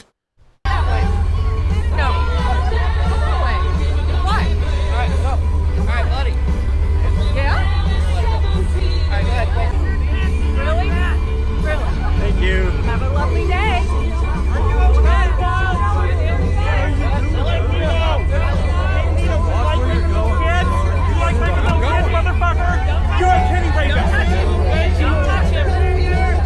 You're a kitty rapist. What is wrong with these people? What is... This is my problem. Yeah, I know Meatloaf is playing in the background. I'm going to get a copyright strike from Meatloaf. He needs the money. I'm going to give it to him. Who are these people? Who do they think they are? Hey, folks, we got a lot of people watching. Comments help in YouTube and Facebook, everything else. We've got, I don't know, 40 on Rumble or so, 30 something, 113 in General Pop. Help us out. Make some comments. Start talking. July 4th, man. Get to know your fellow dumb nation. They're a little angry at me today, aren't they? That's ridiculous. But this is the point. When lawlessness runs rampant and it's encouraged, because that right there, you're breaking the law. You're not peacefully protesting. You're obstructing people from going to where they need to be and are free to go. There are no toll roads. I mean, that's what the Kings did. It was called the King's Highway for a reason. Does everyone understand where the etymology of the King's Highway came from? And then the Thieves' Highway. The Thieves' Highway was ultimately a way to transcend the castle keep and the meager areas of outside of the keep and outside the gated castles, which was the rooftops. The rooftops and the alleys were the Thieves' Highway. And these were the areas that the beggars and the mockers and the pickpockets and the charlatans could use the Thieves' Highway to transcend the streets and their mortal confines of terra firma. Kimberly Ann Jurgemeyer donated $102.50. Happy 250. Time to celebrate. Thank you. That's awesome. Very kind of you. I can't thank you enough. It's really nice that we're almost at goal. Hell, we might be able to make up from last night too, the way this keeps going. Thank you. I'm going to put up the clock. We sure could use it tonight. We got to go used car shopping. Trust me, I'm looking at like $2,000, and I don't even have that. So what we're thinking of doing is just going to the Navy Federal Credit Union and getting a loan through them, and then picking up a used car and putting some money down on it and seeing what happens. I don't know. I don't want a car, to be honest with you. I like walking. I like getting around, but I need to get a car. It's about time. It's been like 3 years, and I miss getting out and just going and shopping and doing what else. You know, if I want to go pick up something for my models, I just want to go out and do that. If I want to go pick out dinner for the kids and the wife and go get them something, I don't have to rely on the vehicle. So that's it. Anyway, so nice to see so many people in Rumble. Rumble, everyone's talking. So let's see if we can get some talking in here. But that's it. The King's Highway and the Thieves' Highway, the Thieves' Highway was obviously in the city keeps. And then outside of that, you had the King's Highway. And in order to be on the King's Highway, you had to have some sort of written writ by the king or by the nobles that would allow you to traverse along the King's Highway. And the King's Highway, it was a punishable by death offense to commit any crimes on the King's Highway. And to impede anyone on the King's Highway was punishable by death. Isn't it interesting that when the King's Highway is supposed to be the safe position, it's supposed to be a place where you can go from city to city and grand castle to castle without being accosted? Well, what happens if they encourage crime and they not only propose but endorse crime to be taken on the Thieves' Highway? Well, that's what's happening. These roads are supposed to be safe and they're supposed to be protected. Why? By the government. By the state and federal governments, depending upon the roadways that we're on, whether it's an interstate or whether it's a highway or whether it's a thoroughfare or a street. It's supposed to be protected by the government, and it's not. And the thieves and the beggars have come down from the rooftops and from the gutters and the sewers and the alleyways, and now they are imposing the king's will. It's funny how they contradict themselves, isn't it? Anyway, we're at $222. We are looking to hit $300 tonight or more. Not going to lie, tonight is an or more situation because we missed last night, unfortunately. Goal is up, and we have an extremely long name person, Kimberly Ann Jergemeyer. We're going to have to move that over, Kim. Sorry. But you are in for $102.50. Two very big donations tonight have gotten us there. And what would be great is that we would get some small ones in so we can pass up that number. Caitlin Clark out of the NBA. This is probably the dumbest thing I've seen in a long time. You know what's hilarious is the WNBA is the most important thing that has happened in WNBA history was Caitlin Clark.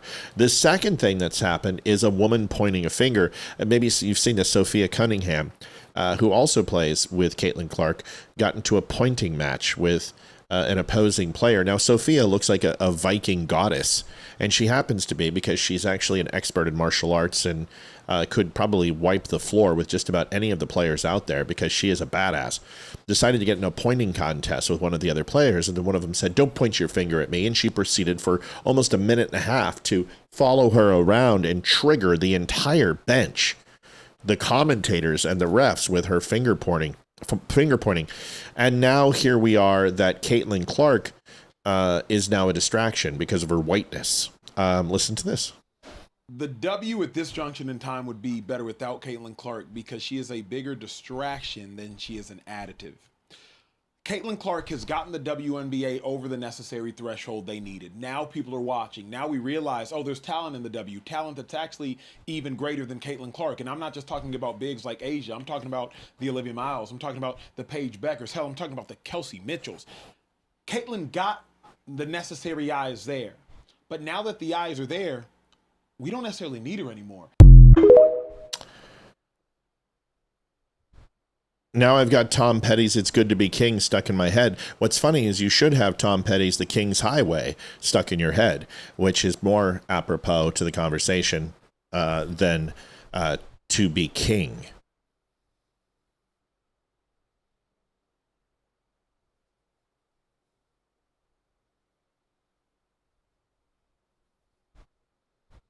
Touche. First of all, let me explain something.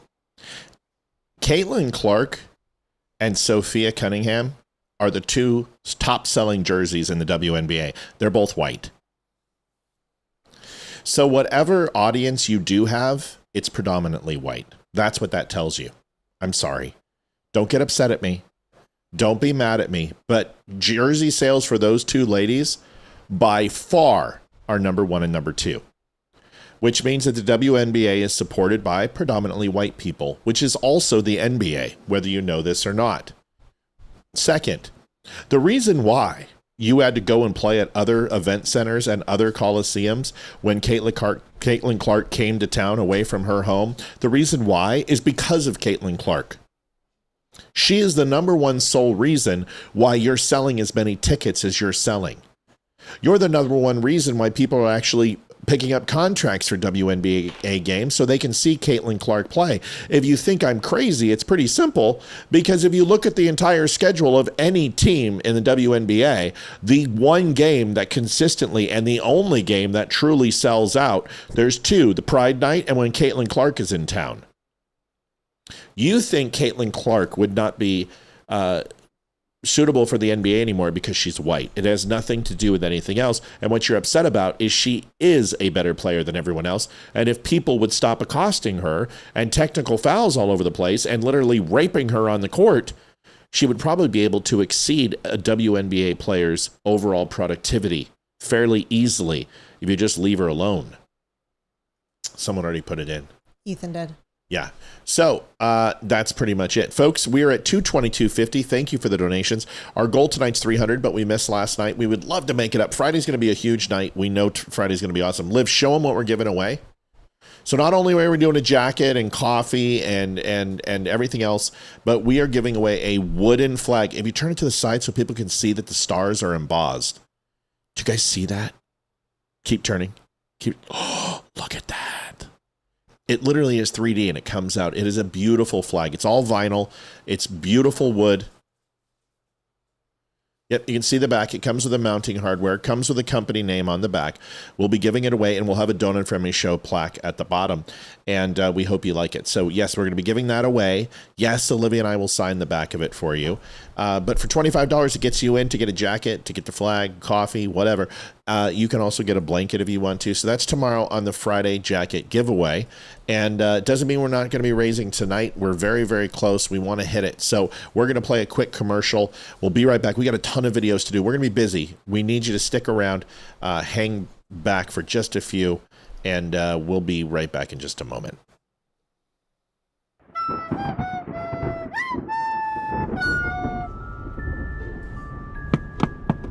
What the hell is that? It's a boy on a broom? Well, don't open the window. Bloody hell! Muggles, I'm sorry for using magic outside of Hogwarts, but I'm in dire need. Have any of you Muggles seen my golden ball? Did you just say he's looking for his gold balls? I think he said golden ball. Right you are. You two are very bright witches. You really are the brightest witch of your age. Did he just call us bitch? It's a Harry Potter movie. You have to keep it PG-13. You know my name? I am Harry Potter. That means you know where it is. No, we haven't seen it. Well, you can buy a new one at the Dumb Show. You get 10% off for using code DUMB10. Bloody brilliant! 10 points to Gryffindor. Did he just call us Griffin whores? If you want to take part in more adventures, you too can donate to The Dumb Show. You can go to thedumbshow.com/donate. We take PayPal, Venmo, credit card, and you can even send us an owl at P.O. Box 2, Round Hill, Virginia 20142. Please make sure to leave your name and a message, and we will share it on the next show. Live weekdays at 7 p.m. Eastern Standard Time. And remember, them Dumbledore sent you too. What's a fumble sore? Thank you, folks. Ryan Weaver wanted me to tell you all guys that he drank a fifth of vodka before the show. That's why he was crying, not because he is an emotional wreck. That's not true. He didn't drink. He's a liar. He's just an emotional wreck. So there's nothing wrong with that at all, and I love him for it. So let's get going. We still have a lot more to do. If you guys are waiting for the Donut Friendly reveal of the Ryan Weaver song, I Want to Go Back, we've already done it. We will have it posted later tonight as well. This is a really good video from Crowder's partner in crime. What was his name, honey? Bill Richardson, maybe? What was it? Do you remember? Randall Gustafson? Robert Paulson? His name is Robert Paulson. Gudolf Montelslayer? Hang on. Ramashlama Bing Bong? Duncan Dugeldorf. What was his name? It's one of those. Richard Masterson. Cambridge Couplepot. Mongoloid Doomaranga Dang. Shanghai from Mississippi State. Come on, Liv. I don't know. Gerald Dingle Barf. Ting Tang from Ping Pang. Flim Flam from Elmo Pud. That's good. Dirk Diggler. Bill Richmond. Bill Richmond. I knew it was Bill. Yes. I thought, what did I say? Bill Richardson? That was Masterson. It was close. I was close. This is really good advice. This is the same way that I feel about what we can do to help Ryan Weaver. Okay. This is good. Listen to this. I just want to address kind of the macro here is people are saying like, oh, what can I do? What can I do? And these things are happening and what can I do? First off, pick a few things that are very important and very important to you, right? Pick things that are actually important and then pick of the actually important things, the things that are very important to you that maybe you can focus on. And then do something that you've never done, which is probably reach out to local people that are representatives and apply pressure in a very good, positive way. Making sure they understand that this is the direction that you want to take. Mm-hmm. Make sure that you get involved. I think there's this sense of helplessness because you look at the options and there's too many. There's too many things to focus on. There's too many things to worry about, to be mad about, to be frustrated with, to want to see change in. So go and look at the things that are important to this country, pick a few that are important to you, and act on those. And if everybody does something like that, we will take care of a lot of these issues, or at least put enough pressure on people in power to take care of a lot of these issues. Otherwise, you're just going to be like, I can't do it. It could not be said better. You know, we started off the show that way. Go ahead. We started off the show that way. Is we tried to tell people what they could do to help. Folks, JD Stillwell donated $25. Connor and I are in the pool listening to the show. Ryan's new song is awesome. Looking forward to watching his success. Me too. I want it really bad for him. But you take a look at when we first started, the thing I always used to say was you have to get involved in local politics. You got to, the state, local, townships, municipalities, the cities. That is where the bread is made. That is what changes the course of a nation. It's not a series of states or an amalgamation of all 50. It's the districts. And once you get a city to change its policy, therefore the state will usually follow. To our detriment, unfortunately, we now have to keep up with the bigger cities. So look at the way Texas does it. Texas has held off Democrat invasion because the rural communities have risen up and they participate at a very high level. We've got to do that on every front in Virginia. It's got to be done in Kentucky. It's got to be done in California. And we have to continue to do that because generational change is not going to do it. We don't have enough time for that. It has to be at the local and state level. How is our daughter? Tired, but very good. Tired? She worked 4 hours. I know, but you know. Okay. Fine. She gave me a bite of her quesadilla. Good. Was it good? Mm-hmm. That's wonderful. Just cheese. Okay. We lost our country because of 4 women. 4 women. The justices, the women are what lost it for us. Now, when we look at birthright citizenship, just because the Constitution was a certain way 250 years ago doesn't necessarily mean that portions of the Constitution are still applicable today. For instance, if we just said freedom of speech, that would be what? Give me all of them. Freedom of press. Yeah, I know that. But what elements would be covered during that period of time for freedom of speech? What devices or what mediums did we have in order to exercise our speech? Newspapers. Town meetings. Gatherings, right? Keep going. You're doing great. You're doing great so far. I'm very impressed. Speeches, I guess. I don't Speeches. Okay, what else? Come on. Think of the ways we communicate. How does somebody in New York... Letter. Right, great. Written, postal. Okay, yeah. Keep going. How does somebody posters? Okay, sure. Marketing. Okay, marketing. Well, let's say marketing. Great. Well, how does somebody in? Let me. Will you let me ask the question 4 times? How does somebody in New York talk to somebody in Boston? Well, back then they didn't have phones, weren't you talking? So what did they have? Oh, I didn't realize they had that. Radios? I didn't have radios back then. Morse code. And you use it in? I have no idea. Telegrams. Oh. Yeah, you can do telegrams or teletypes. So that is a way that speech would be, telegraph, correct. What else? The teletype. which, although not used to the level at that time, but most certainly was something that they were probably thinking would happen because of the telegram and the telegraph. Pigeon or raven. Okay, fine. So using carrier means. What else? Let her speak. I am letting her. Fuck off, James Cody. I am letting her speak. She had 3 things that she said and kept interrupting me. Fuck off, James.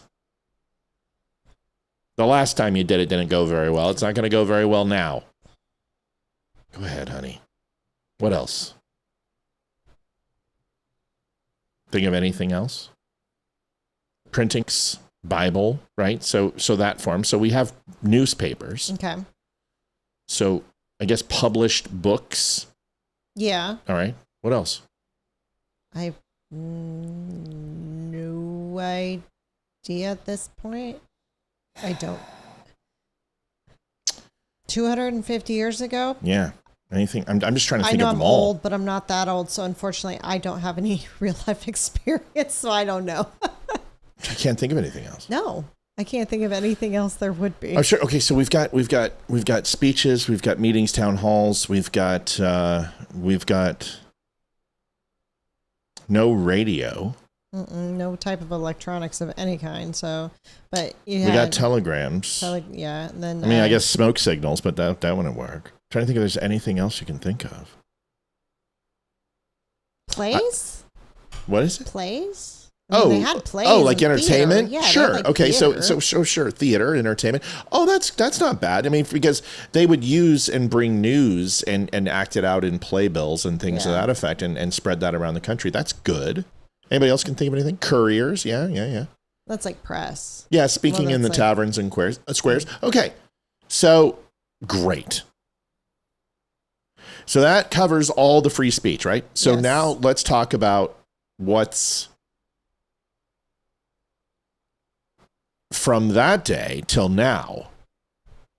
So you're looking at 1786 on, because the first the Bill of Rights was ratified after the Constitution. So 1786, I believe, is when they were all put into. Let's find out. Pony Express. Okay, that works. When was Bill of Rights? I'm supposed to tell you you're not supposed to cuss tonight. Yeah, I know, but not when somebody tells me what to do on my show when it comes to a conversation when I wasn't being rude. So, no. 1789. So 12 proposed amendments to the Constitution, 1789. That's right, it wasn't 86. And then ratified 1791, 10 out of 12. So a lot of people don't know that. People think the First Amendment through the 12th was 1776, and it wasn't. It was 1789. Okay, so now we got that too. Yeah, but the only difference is between fuck me and fuck you is you deserved it, because the last time you did it didn't go over well. So unless you want to get banned, keep chopping your fucking gums. I'm tired of you. So now, how about today? Oh gosh, so much. Social media, text, telephone, computer, email. Yep. Newspaper still. Yep. You've got posters, concerts, speeches, town halls. Yeah, but the things that we didn't already say. So we have the telephone. It's social media. Did you say telephone? Yes. You say social media. Yes. How about the internet? Internet, yeah. Satellite communication. Yeah, that's a big one. What else?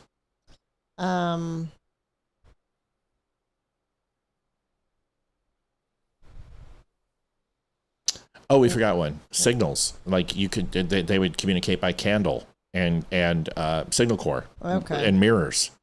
But I mean, what I'm saying is the growth of the way to transmit information from today, whether it be cellular technology or Bluetooth technology or wireless technology or over the airwaves or VoIP. I mean, there's hundreds, right? Yes. Would those be covered? You would think, wouldn't they? I mean, well, they would be, because we understand that what was written in the Constitution, that it's a living document, not for change, but a living document in the sense that it has implied powers and implied coverage to it. with technology and growth. For instance, if you look at firearms in the Second Amendment, the pickle gun was created. They had the Gatling gun, for God's sakes.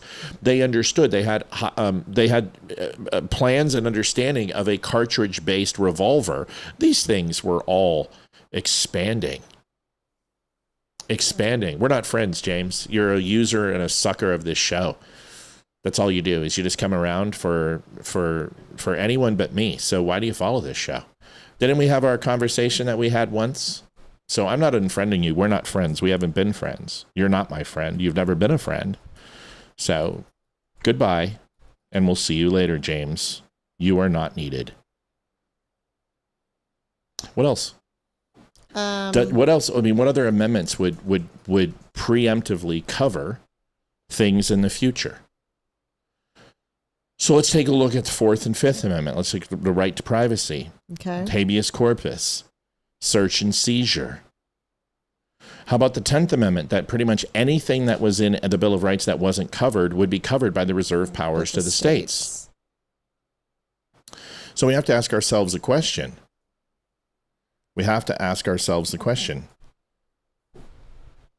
Are there things inside the Constitution of the United States that maybe are archaic or need to be altered based upon current events of today? Yes. Absolutely. And when we talk about birthright citizenship, it wasn't for immigrants, it was for slaves. And most importantly, it was used for conscription. What's that? Which is employing the U.S. citizens and non-U.S. citizens to foreign armies. So what they were afraid of is that England and other countries would come in and take our non-citizens and turn them and make them citizens of the country, because the English tried to do this during the American Revolution when it came to blacks. And they said, listen, we've already freed slaves in England. You're all free. Just fight for the crown. You don't want that to happen. So these things, James, I'm not heartbroken. You're a user. You've always been a user. Bye-bye. Go away, James. You're annoying. So obviously things can change in the future, but you're going to need to make alterations to the Constitution. So what the Supreme Court justices did is, in the terms of the written law of the Constitution, interpreted it one way, but didn't go ahead and interpret it based upon the times we are in today and the threat it is to the United States. Yeah. And birthright citizenship, or birth tourism, which is, I don't know if you know this, but 9% of the babies born in the United States of America, over 356,000 that were born, 9% of them, of that 356,000 of the babies that were born last year, were from foreigners, illegals, or people here from birth tourism. About 34,000, they estimate, for birth tourism take place annually from other countries. So here's the thing. You ready? Ready for this? Yeah. Can a Chinese national become the president of the United States? No. Yes, they can. Yeah, I'm going to tell you how. They're born on United States soil. So that's what happens. A Chinese family comes in, they send or have a surrogate baby here. They go ahead and bring them back to China, raise them, bring them in the Communist Party, make them a Maoist, send them back over here. They were still a U.S. citizen, and they can run for office. Yes, they can. Gotcha. Because if you're a natural born citizen, you can run for president of the United States. So yes, you can. That should scare the shit out of every single person, because they are, by the thousands, Chinese nationals are coming in here. They're being born here, and then they're going back to China, and they're being raised as Chinese, and they have American citizenship. That is terrifying. Is it not? Mm-hmm. So there's several videos of this. CNN did this video, and this is going to shock you because it's from CNN, which should slap you in the face. Here it is. I know it's not my baby. The child growing inside Audra Anderson will be going to parents in China. Who are the future parents of this child you're carrying right now? A Chinese gay couple. And they are the most wonderful people that I know. They are loving and caring. And if I didn't think that, I wouldn't have given them two wonderful children. Anderson's surrogate pregnancy is not unusual. A growing number of women in the U.S. are becoming surrogates for wealthy Chinese couples. Agencies like West Coast Surrogacy in Irvine, California, are seeing a large influx of customers from overseas. In fact, 40% of their clients are from China. For one, their child will be a U.S. citizen. I'm sure that has some draw to it. 你好. There are other American companies trying to get in on this growing surrogacy industry. Unlike international adoption, there are very few rules governing international surrogacy. Here in a small desert town in Southern California, Audra Anderson says she's already considering carrying a third surrogate child. She can earn from $35,000 to $45,000 for each baby.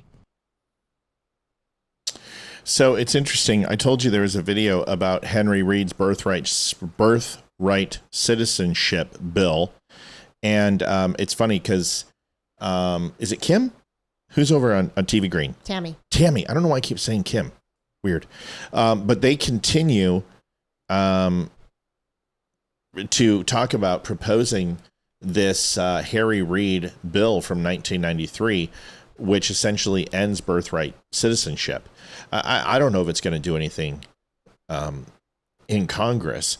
What they truly need to do is they need to get micro on this. They need to address legal ramifications and legal penalties for birth tourism and people who are doing it. But the fact that CNN was covering this back then, and it's still a problem today, shows you that more than likely this is democratically created. How else could it be? Because you see this with people jumping the border. These people were fully dressed. They had money. They had water. They had clothes. Who is getting them to the Mexico border from South America? It's a long trek. Right. Who is funding these things? So to assume that it's not a foreign government that is doing this would be naive at best. You know, I mean, I know there's a lot of hoops to jump for, but I understand that a child born here, but if that child's legal parents are not here in the United States, they're not citizens in the United States, they don't have a visa to be in the United States, the child should not be a citizen. If I understand the whole, they're born on U.S. soil, but the birth tourism thing that's going on with all the, coming over in their 9th month and just to give birth is if that mother does not have a visa or a passport and cannot prove that she's in the country legally, then that child should not be a U.S. citizen. That's not but that doesn't matter. That's not what it says. I know. That's the problem. And it's supposed to be jurisdiction thereof, right? So the jurisdiction, which essentially, if you want to break down the words in the entire of Section 1, is it explains very clearly that the precedent is based upon the jurisdiction thereof, which means that we can change it with our laws. We can alter it with the way we do things. James, you spelled Benjamin incorrectly. If you can't spell the word, you probably shouldn't use it. It's with an A. And considering that he was a founding father and pretty important in our history, the fact that you can't spell Benjamin means that you're probably drunk again. Would you like to yell at my wife again like you did on the phone that one night? It's not about the Benjamin, James. You haven't given us money in a long time, and I couldn't care less whether you give us money or not. What you're not going to do is recreate what you did that one night where you went absolutely batshit crazy on me for 3 hours on the phone and felt like I had to talk you off of a cliff because you had way too much to drink. So I'm done with you. Bye. And it says don't unfriend me. It says nothing about you. I love that you had to create another account, though. Did you want to chime in on the person who spells Benjamin, Benjamins? No. Come to his defense at all? Because I'm so violently arguing with you because I was trying to say something for 3 sentences. And do you need a safe space or any? Yes. Good. Okay. Absolutely. Careful, I'll ban you on YouTube too. Okay, so take a look at. I think I've got that video. Let me see if I can find. I know it's not my baby. This isn't the one. The child growing inside Audra Anderson will be going to parents in China. I want to see if I can find this video for you. Who are the future parents of this child you're carrying right now? A Chinese Harry Reid. Help me find it, Liv. And they are the most wonderful people that I know. Here it is. They're Okay, so here's the Harry Reid bill that they're talking about and that they want to put out. Here it is.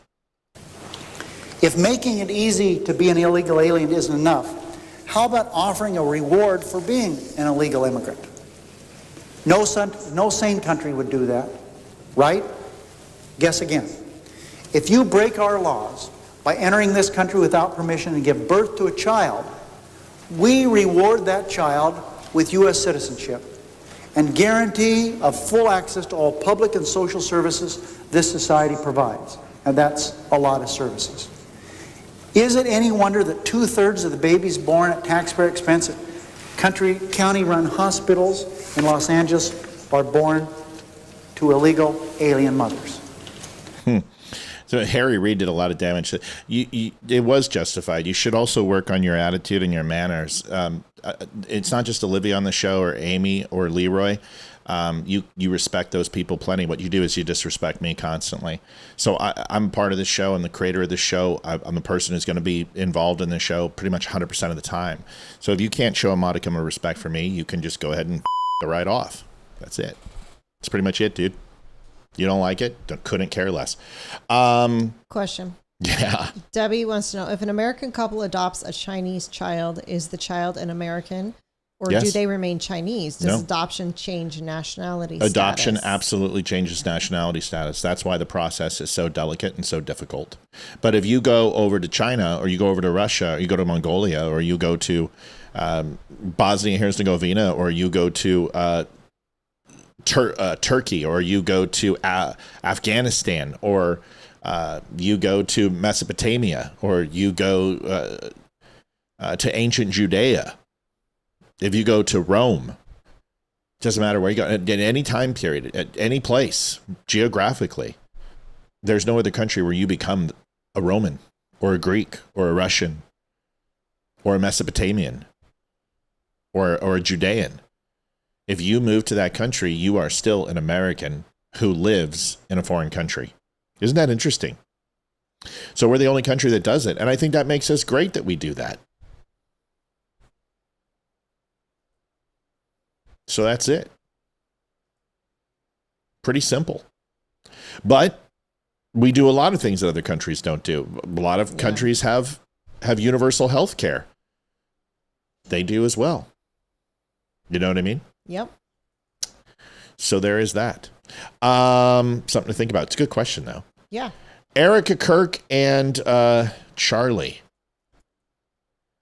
This is interesting. Candace Owens was recently on the Sean Ryan show. I'm going to go ahead and show you a few things that she did. Show goal 247.50, folks. We're a little shy of 300. And remember, it's all about the Benjamins with an E. So if you guys would help us out, we'd appreciate it. If you have any Benjamins to give us, we would appreciate it. Or Benjamins with an A. Those would be better. Fake currency is good too. Nobody will know the difference. Erica Kirk and Charlie. Here's Erica Kirk's reaction. Anyone who acts like this, because remember, Candace Owens had some things to say on the Sean Ryan show. I don't know if you had a chance to watch all 4 hours of it. I did. So I'll bring you the biggest segment, which bothers me. But this woman seems like she's grieving still. Here it is. Nights. But it's interesting. What I miss the most, what really just hits me hard, is when I'm in the grocery store and I see his hot sauce. I want to buy it. Or it's the little things, his clothes everywhere. Excuse me, but it's the little things. And I know that people who have experienced loss totally understand what I'm saying. It's the small things that just get you. It's the visual of, Daddy coming home, and to the world he was Charlie Kirk, but to us he was my love of my life and my children's dad. I'm so sorry.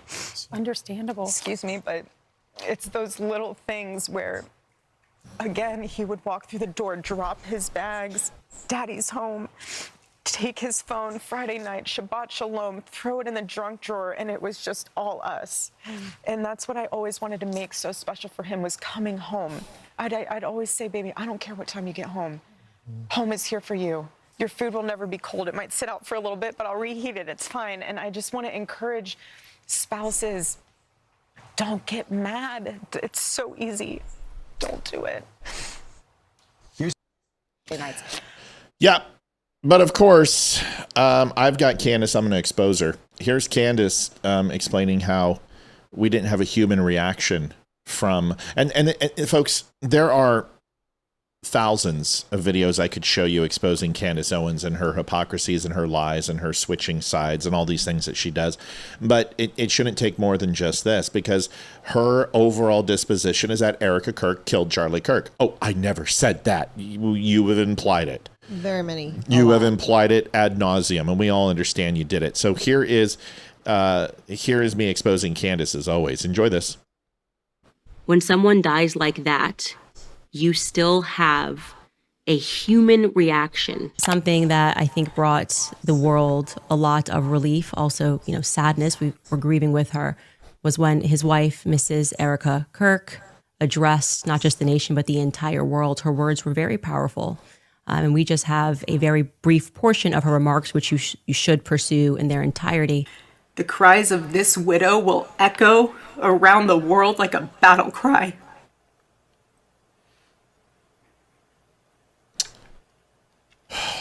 To everyone listening tonight across America, the movement my husband built will not die. It won't. I refuse to let that happen. It will not die. Beautiful, powerful words. Charlie had just one wife.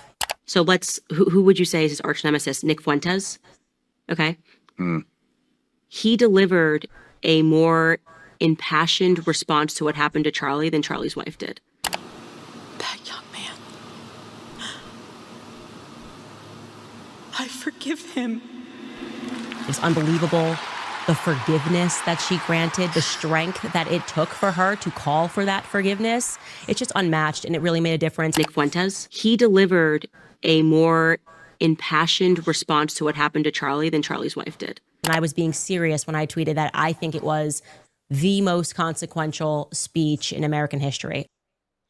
Should I show? Wow, she went from to what, 2 weeks later, Erica and the freaking Egyptian spy planes killed Charlie? It's all about those Benjamins. Yep. It's those Benjamins. Those Benjamins are important to her.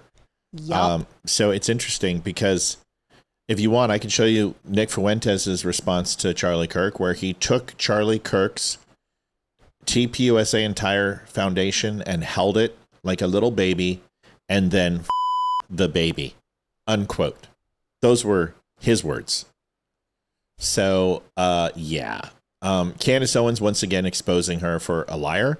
She went on Sean Ryan, and not only did she completely devalue her own worth, but you also sucked Sean Ryan down. Sean, that was the most softball, absolute ridiculous interview I've ever seen. I cannot believe you were a SEAL. Can I just say, again, I know I don't watch a lot of podcasts and other shows, and majority of the stuff I see is from this show, but I really don't have a lot of respect for Sean Ryan. No, I used to. The few videos that I've seen of him, he has absolutely no integrity. I mean, one of the first videos I saw of him were him and freaking Dan Crenshaw freaking fighting like little girls, toddlers. They're fighting like toddlers. Yeah, still are. And I mean, it's ridiculous that grown men should be acting like that. But he is not. To be honest, he's very boring. He's monotonous. His voice is just. That gives me hope for our show, because maybe we can make it like Sean Ryan someday. He's got no spunk, and it's like he just sits there with his glass of whatever he's drinking, and he just kind of sits chill back in his chair. And he's got this deep, grovelly voice, and I don't nothing's wrong with all those things. But I don't feel much substance. It's like he sits there and he's thinking, I'm the shit. I was a SEAL. I don't think that's what he's doing. I disagree. You haven't watched him enough. No, I don't think he's got much substance. I'm sorry. I got to let you finish. I don't think he's got much substance to him. That's just me. But again, I haven't watched many of them, but the ones I have seen of him, I don't have much respect for him. That's just me. Sean, you're more than welcome to come on our show and defend yourself. Are you against me? I'm not going to defend you. Kill me. Are you done, or will I be interrupting you? Okay. Listen, no. I like Sean. I like Sean Ryan. When I say it shocks that you're a SEAL, it does shock me because I don't think. Now, I know there's plenty of team guys and special forces guys who've sold out for the dollar. And you know what? I can't question their integrity, because would I sell out for if I was offered $10 million today, would I sell my integrity? No, I don't think I would, but I might. And I can't say that I wouldn't. So until I'm in that situation, I can't. But I do know that I've been offered very much close to that, working for corporate executives positions, and I've said no, based upon the company, based upon Facebook and Google were both recruiting me, and I wouldn't go work for either of them in any way, shape, or form. And even though I interviewed with Starbucks multiple times for VP roles and regional roles, I would never go work for Starbucks. Even when I went out to Utah, I was completely like this, I'm not going to go work for this company. So I would like to think that there's some integrity there. The problem that I have is that there's nothing wrong with you having Candace Ryan on the show or Candace Owens on the show. I think it's a good thing. In fact, I think it's a great thing. And I think Sean has earned the right to invite anyone he wants on his show. But you showed more fervent passion to go after Dan Crenshaw because he measured dicks with you than you did Candace Lyons, who is Candace Owens. Jeez, Candace Owens. I don't know why I want to get them married. Well, I was going to say Ryan and I was going to say Lion. But Candace Owens, who is a perpetual chronic liar, master manipulator, a deceiver, and who is honestly downright, like Charlie Kirk said, a demon. And you did nothing in that video, nothing in that interview to question her. You just a bunch of reallys and and you looked aloof. You looked like you thought she was full of sugar. Why didn't you say it? Because like everyone else, like Megyn Kelly and the Hodge twins and Tucker Carlson, you're afraid of her. You're afraid of her audience. So that gives me faith that people like me, people like Officer Tatum, people like Damani, people like Samuels, people who are questioning her, the chicks on the right, who are not afraid of her, is what it's going to take. You know what I mean? Honestly, I would love to piss off her audience. Why? Oh, we do. A lot of the times, we get more interactions and more followers when a leftist page gets a hold of a meme or a post than we do in a right. Somebody on the right gets a hold of it. Oh, they hate it's because it goes freaking, they share it to all their friends. Can you believe what this stupid righty said?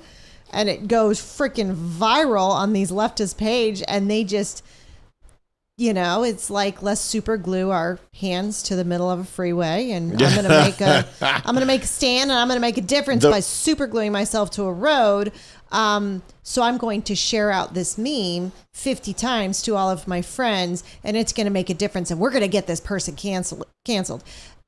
No, it's got the complete opposite effect. Just like, yeah, didn't even know we were going to talk about this, but this shirt right here and the song, it went huge because of the left trying to cancel it. It just has the complete opposite effect. So, heck, I would love to piss Candace off. Really, I would. Yeah, well, I'm not one for debating, but I would totally debate her. Well, you would have to debate her in a different way, because she is very, very good at pushing the right buttons. And yeah. I would love to see you in a debate with her. I would debate her in a heartbeat. She would never debate me, ever. No. People have asked for this. So here it is. And I'll give you context in a second. They asked about Candace Owens, and I'm a big fan of you. I was a big fan of her, but she's obviously been going down this anti-Semitic bent. And through her, I'm kind of finding out about these other characters online, like Nick Fuentes. I'm sure. Come on, now don't throttle me. No, come on now. Come on. Don't do this. Because I've got the video. And through her, I'm kind of finding out about these other characters online, like Nick Fuentes. I'm sure you've heard of him. And these people, they've been active for a long time, and it seems like they've just been ignored, which is working, but now they're kind of surging. Devilishly, thank you so much for donating $10 from Rumble. We appreciate you. That means a great deal. I'm glad you found us through a raid. Was it our raid, or did somebody else raid our channel? I don't know, but I thank you for the $10 either way. Tatum's been pushing harder on Candace. He's not calling. You're right. I'm the one who said that he never calls her by name, but he's been pushing on her a little bit lately, and I would like to see more. Folks, we are out of goal. We have literally. Oh my God, we're way late, and we haven't hit it. Oh, folks, we missed it last night because of weather. So I got to put 13 minutes on the clock because we do need to skedaddle here at some point, and we've got some things that we've got to do as a family. We would love to hit that goal. We would appreciate some help. Thank you very much. Because it's all about the Benjamins. I'm going to make that shirt. Here's the rest of it. Popularity. And as someone who I enjoy watching your debates, are they people you'd be willing to engage with and maybe shut them down in a way through a debate or something like that? Well, I'm not going to debate Candace. But no, look, I'll debate anybody that shows up at our campus events first and foremost. But I do want to take what you say and extrapolate it. That there is a corner of the internet of people that want to point and blame the Jews for all their problems. Everybody, this is demonic and it's from the pit of hell. And it should not be tolerated, period. But it goes to a deeper, more structural problem. There you go. You asked for it. You won't see that on the internet. You won't hear Candace talk about it. Specifically, the question was talking about Candace Owens and those people, and he said it's demonic and straight from hell. I don't know any other way. And he said he will not debate Candace, and he won't. And he wouldn't debate Nick Fuentes either. Charlie Kirk was done with Candace Owens at that time, and this was I don't remember the date. I'll try to find it for you real quick. I'm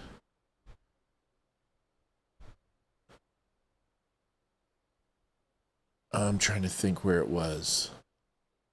What date? Let me look. I don't have the date, but I promise you can look it up. It's not AI or anything else. I wouldn't spread misinformation. He was directly asked a question about Candace. He said he would not debate Candace in any way, shape, or form. He also felt the same way about Nick Fuentes and said that there was a very seedy underbelly in the internet world and in the social media world that were anti-Semitic and hated Jews. And he said that they were from the pits of hell and demonic. And he's talking about Candace Owens. I believe he was also, if Tucker Carlson would have went at where he's at now when Charlie was alive, I think Charlie would be very upset. Now, Charlie was pushing back on his Israel sponsors and his Jewish sponsors, and they had, one of them, a very large donor, had canceled him, and it was very frustrating for him. And I would be very frustrated too. I'd probably even cuss and get mad and all those other things because it's business. And Olivia can tell you that there's times I get frustrated behind the scenes at people we work with, but that's business, and business is different than personal. Do I feel he loved Candace? Sure. Did I think he was going to publicly admonish her? No, just like he never even talked about Fuentes or talked about Carlson's comments, but I do believe they bothered him greatly. And why would he say that? Why would he say those things unless it did? Him being mad at one Jewish sponsor, him questioning Netanyahu in times. Remember, right before he died, he wrote a 12-page, which I've sent to many people who tell me it's not true. He wrote a 12-piece referendum and strategy for Israel to win the public information war that they were losing against people like Nick Fuentes and Stu Peters and others. Why would Charlie Kirk make that investment? Why would he do that? Because he loved Israel. But he questioned some things that Netanyahu was doing and the Israeli government were doing. And honestly, I have too. I don't stand by the Israel government for everything they've done, just like I don't stand by my own government for everything they've done. You can love something or somebody, but not like them. True. At all times. True. And that is with everything and everyone. Right. Case in point, my son. I love him, and I will never stop loving him. But right now she wants to kill him. But right now... He's from the lower pits of hell and demonic. Yes. Sorry I interrupted you again. I don't like anyway, so I was who thinking he's been lately. So it's Friday night for us. Wait, it's got to be this side so It's people think I'm flipping you off. That's right. Completely agree. Let's throw that in there. 5250. I usually have a good quote, but after today and this week, this will have to do. Oh, Sauce, what's wrong, dude? Did it not go in? Wait, hold on. Did it pop in? You got to put it in. Oh, I was like, I thought I put it in. It's That's it's been acting funky today. Maddie, 5250. Thank you for letting us hit goal. That's 300. We are always willing to accept more because we missed last night. If you want to help us out, we're going to have a great night tomorrow. Sorry I had a long week. Oh, before we go any further, and I couldn't say anything at the beginning because Ryan came on, but it is Miss Deborah Paris. Deborah Paris. Is it her birthday or anniversary? It was last night. She was out. She goes, was her what? You did not tell me. 70. 70 Happy what? birthday. It's her birthday or 70 years married? 70 years. What? 70 years what? Married or birthday? Birthday. Say, well, what just answered the fucking question? I have a question. Why would we be celebrating 70 years marriage if it's her birthday? An anniversary. Because I did not know marriage. it was her birthday. I did not know which one it was. You impetuous pig dog. said it was her Abatui! I spit on you. Did I say it was her anniversary? No, I said it was her birthday. No, but 70 what? I don't. Some people celebrate anniversaries. They celebrate birthdays. You ignored fucking American. I said it was her birthday. No, you did not watch the video. You did not. You said we are celebrating something, and I said, is it her birthday or her anniversary? And then you got all mad and puffed up like a bantam rooster. You sexy little tulip. That's what happened. You know it's what happened. No, it's not. Say you're wrong. I said Say you're wrong, you American pig dog fucker. You're such a frog. Ribbit. Ribbit is because you know what I can do with my tongue. Yes, Tammy's like, smack him gladly. Whatever, I'm right. No, you're not. You didn't say it. Watch the video. I did say it was her birthday. No, you didn't. No, you didn't. You said, it's Deborah Paris. And I said, that's birthday right. or anniversary. You interrupted me, You know what? dick. That's, you know, it's what we do here, yo. It's what we do. Happy birthday, Deb. Or is it Deb's birthday? It was Deborah Paris. Oh, Deb. We're saying Deb, not Deborah. Well, Miss Paris, happy birthday. We love you. Bobby Richardson donated $25 through Cash App. Thank you for sharing Ryan's video with us. Yes, we'll probably share it at the end. Happy birthday, Miss Paris. We appreciate it. You got enough French tonight. Hopefully you got enough French. Smack him, Liv. I didn't do anything. Why is everybody against me? I feel like there's a conspiracy. All right.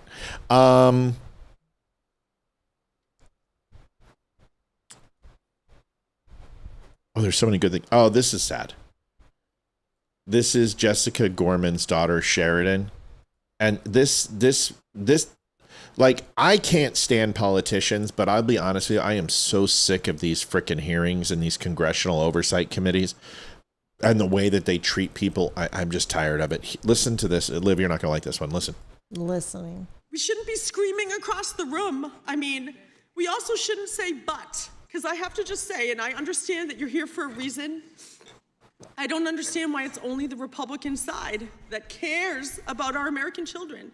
And I know that you're a mother. I know that you're a father. I deeply value that. But basically what you just did, what you said was, I'm so sorry for your loss. I have a daughter too. I have a son. I feel your pain. You don't. You don't feel my pain. Because the next words out of your mouth were, but.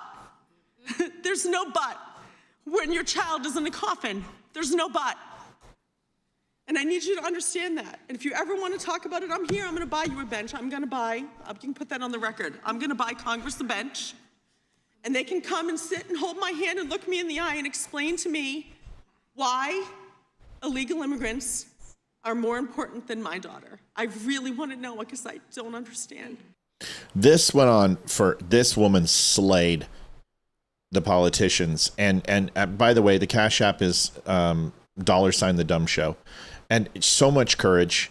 This is the way you need to talk to these politicians. They don't deserve your respect.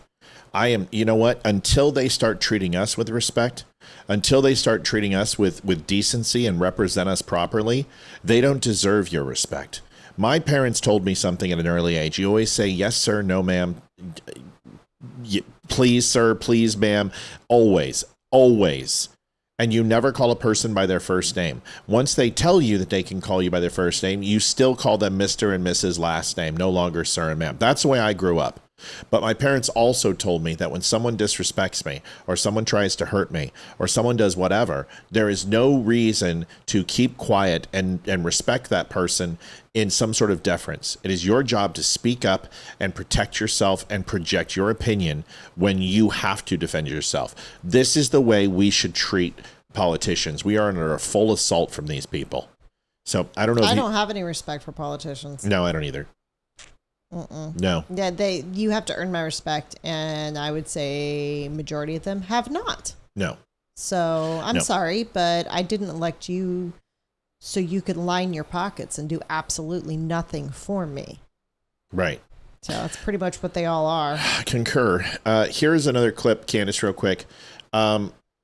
Yankee Freed gifted 5 subscriptions to the Dumb Show. Can someone tell me what that is? Joanne Townsend donated $50. Thank you, Matt and Olivia. Thank God. Thank you, Joanne. Thank you.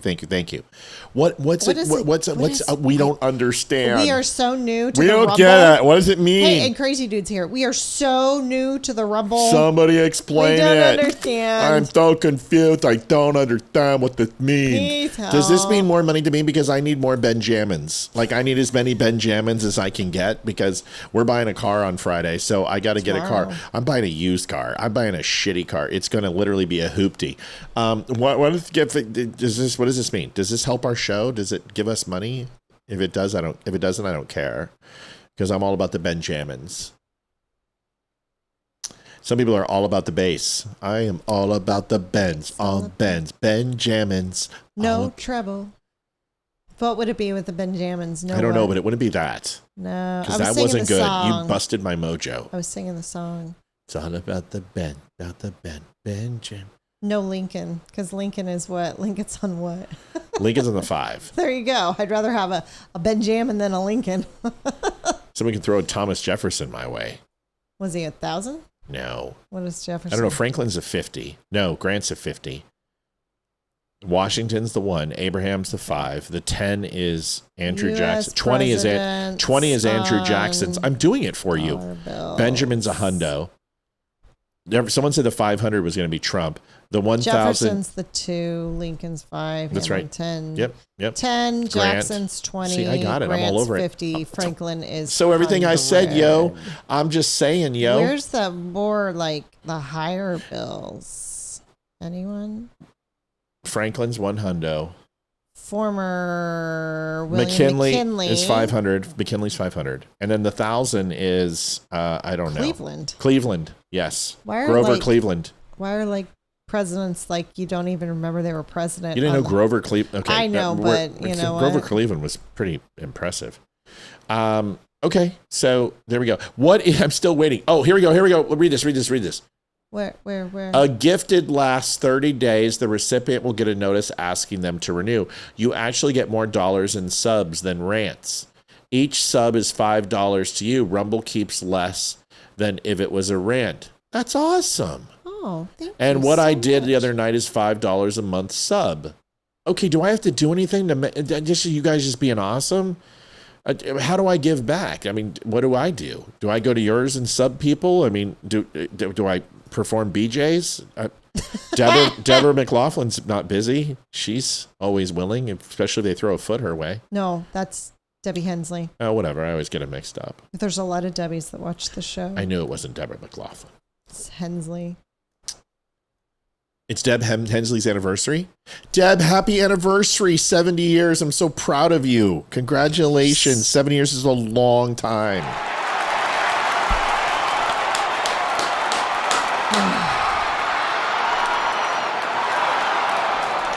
$70 years. Here's the 70 more. Okay, so if I need to do anything, let me know. Like, because I don't want to seem like it's like, oh, you know that dumb show with Matt Spear. He's all about the Benjamins. He never gifts us subscriptions. If I need to do that, you need to tell me. Respect, but fuck you. I'm not 70. Oh, I just assumed. I'm sorry. so horrible. She told me to fuck off. See, James, we can have a sense of humor. You just got to actually be a contributing part of the show that's actually decent and not be a complete dick all the time. Lee was like, hoopty rolling tailpipe dragon heat don't work and my grill's still nagging. What in the world did you just say? What the heck? I told you I wasn't going to cuss, but that was like the first 2 hours. What in the world did he just say? Speaking some other language. So here's something. No, she's 44. I was just kidding, but everyone knows we're joking. Deborah Crushhour. Is this new? Crushhour? Crushhour. I think so. This is new. Great show. Needed to pick me up. I love the song. We'll go look for it. Deborah, thank you. It's Crushhour. It's got to be Crushhour.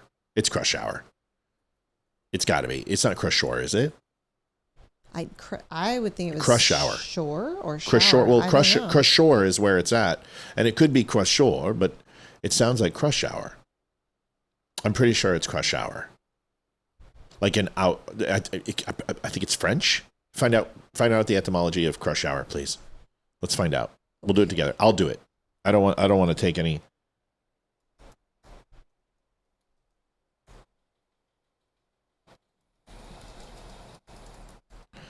Let's see if I'm good. Let's see. Are you that good? Well, you know I'm that good, but am I that good when it comes to this? Without your little finger, your little pinky finger. It's Crushhour, sometimes misspelled. It is an Americanized surname of German. It's German. Crushhour. Or possibly the Dutch of Crushhour. Pennsylvania Dutch. I think it's Crushhour.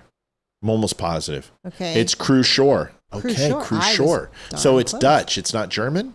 It doesn't matter. We love your name. It's beautiful, Deborah. It's a gorgeous name. Yankee would like to see your whole studio. And you have such a beautiful disposition. I love your hair. You're so much better. You're so much better looking than Deb, who likes feet. Oh my gosh, so horrible. She told me to F off for no reason. I had foot pics. I had foot pics ready to go to her. No, he didn't. Don't listen to him. He's a liar. Liar. I love you, Deb. Deb knows I love her. You know what I'm going to do on my dying deathbed? I'm going to be like, I'm going to be like, suck on these, baby. Start on the small toe and work your way around. And then over here. But you do have a lovely disposition, Deborah. Deborah looks like my old boss, Paula. You don't say old. Not that way. My old, not as an age, but when I used to work there. Deborah looks like a very young and enthusiastic. 17 years ago, which is what I was saying. Matt is a liar. They've been promised for years, and I still don't have them. I love you, Deb. Deb, you have an amazing disposition too. You're a good-looking brunette. Okay, wait. Somebody wanted to see what? Show us the whole studio. See the studio. Oh, okay. Here we go. Actually, I'll just do this. Let's do this. Hi. And then we'll do a whole studio push. Whoops. Okay, I'm new to this. See, here it is. That's the whole studio. Look at that, huh? Looky, got a cookie. Ah. There it is. The whole studio in its glory. All right, I'm trying to get Yankee and Crazy on the show. Well, good. Matt, You are so bad. Yes, but I am so good. This is the full show. We have a custom desk with custom stained wood with black rivets in the corners. Your interventor way those is coming signs, out. Those signs are custom made by PFC flags. We've got 3 custom made flags by PFC. I installed the rock behind with the lighting system. Olivia and I did, and the banister is not one solid piece of wood at 22 feet. It actually is several pieces of wood with railroad rivets and black ties. Liv has one behind her that you can't see, but of Olivia, other way, sweet pea. No, baby, the other way. And then move the mic. See, those are there. And then the wall goes all the way up, and it's actually reclaimed barn wood from like 17 something or other. I don't even know. It's all reclaimed wood. And you think I'm kidding? We had to like literally tap out the wood because there was wood mites in it. It's hilarious. And then, of course, an M1 Garand, M1 carbine, my AR, BCM upper, LaRue lower, Winchester, Navy Colts, and a few other things. And all the books of the guests that have been on the show And that others. have, and others, yes. Yeah, and others. Anyone who's written a book that's been on the show, their books are up there. Yeah, and others. All right. Well, we're gonna have to get going here in a sec. Let's just go ahead and put it together. It's an awesome studio. Thanks. We would love to have you guys on the show. This studio is possible because of viewers like you. Yeah, viewers like you. Because Absolutely. of our huge show we had last May. Well, it was awesome. It's been over a year now. May 2025. That was a great show. Yep. James, if you're going to be nice, I'll bring you back tomorrow. Just you need a timeout. Just got sick of your face. Sick of your face. You deserved it. You're being a dick. You'll apologize. You should. You should apologize. The RNC is cashing. James. Debbie. Oh. No, Debbie's like, my favorite part is the heartbeat lamp behind Olivia. The flame beats from the hearts of your enemies. What the shit?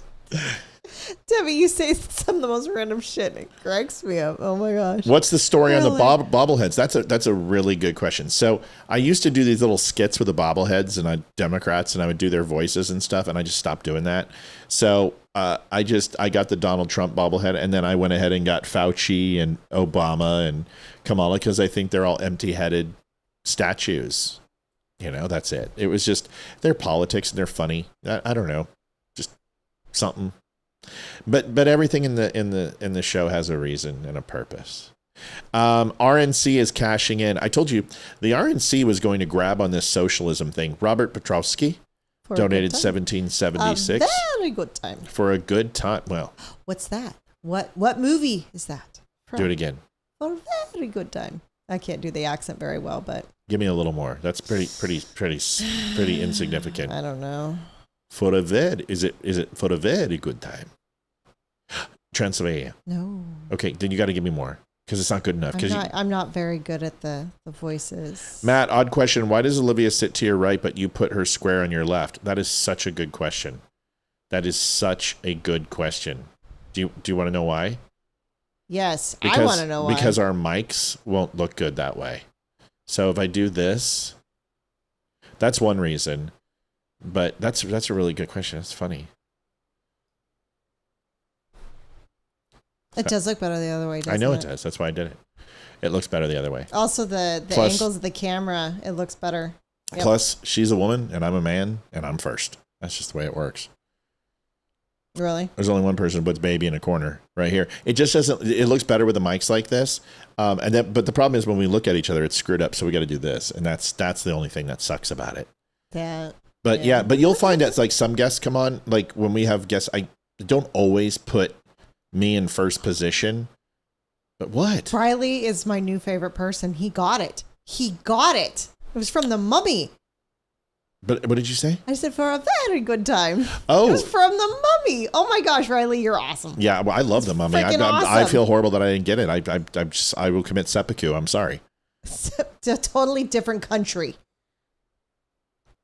I don't think they did seppuku in ancient Egypt, but that's just me. What do you want to mummify myself? What do you want? I mean, what reference do you want? I mean, there's no literary reference unturned here. I mean, I could go ahead and take a hot poker and stick it in my testicles and pull out my entire intestines. Is that what you want? Yes, totally. Was it The Mummy? For a very good time. Now I know. Matt names the show Don't Unfriend Me. Curious, did the Democrat mic come before or after the show name?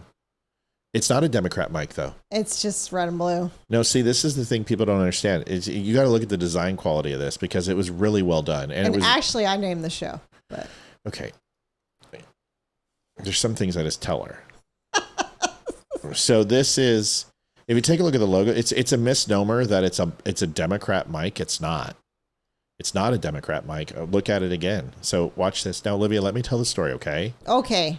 Because you had nothing to do with this. No, I didn't. All. I helped name the show, but I didn't know, design but usually anything. this is when if people don't let her finish. I'm like, well, if I let her finish, the story would be ruined in some cases because she would start telling everybody something that wasn't true, but not in this case because she knows what it means.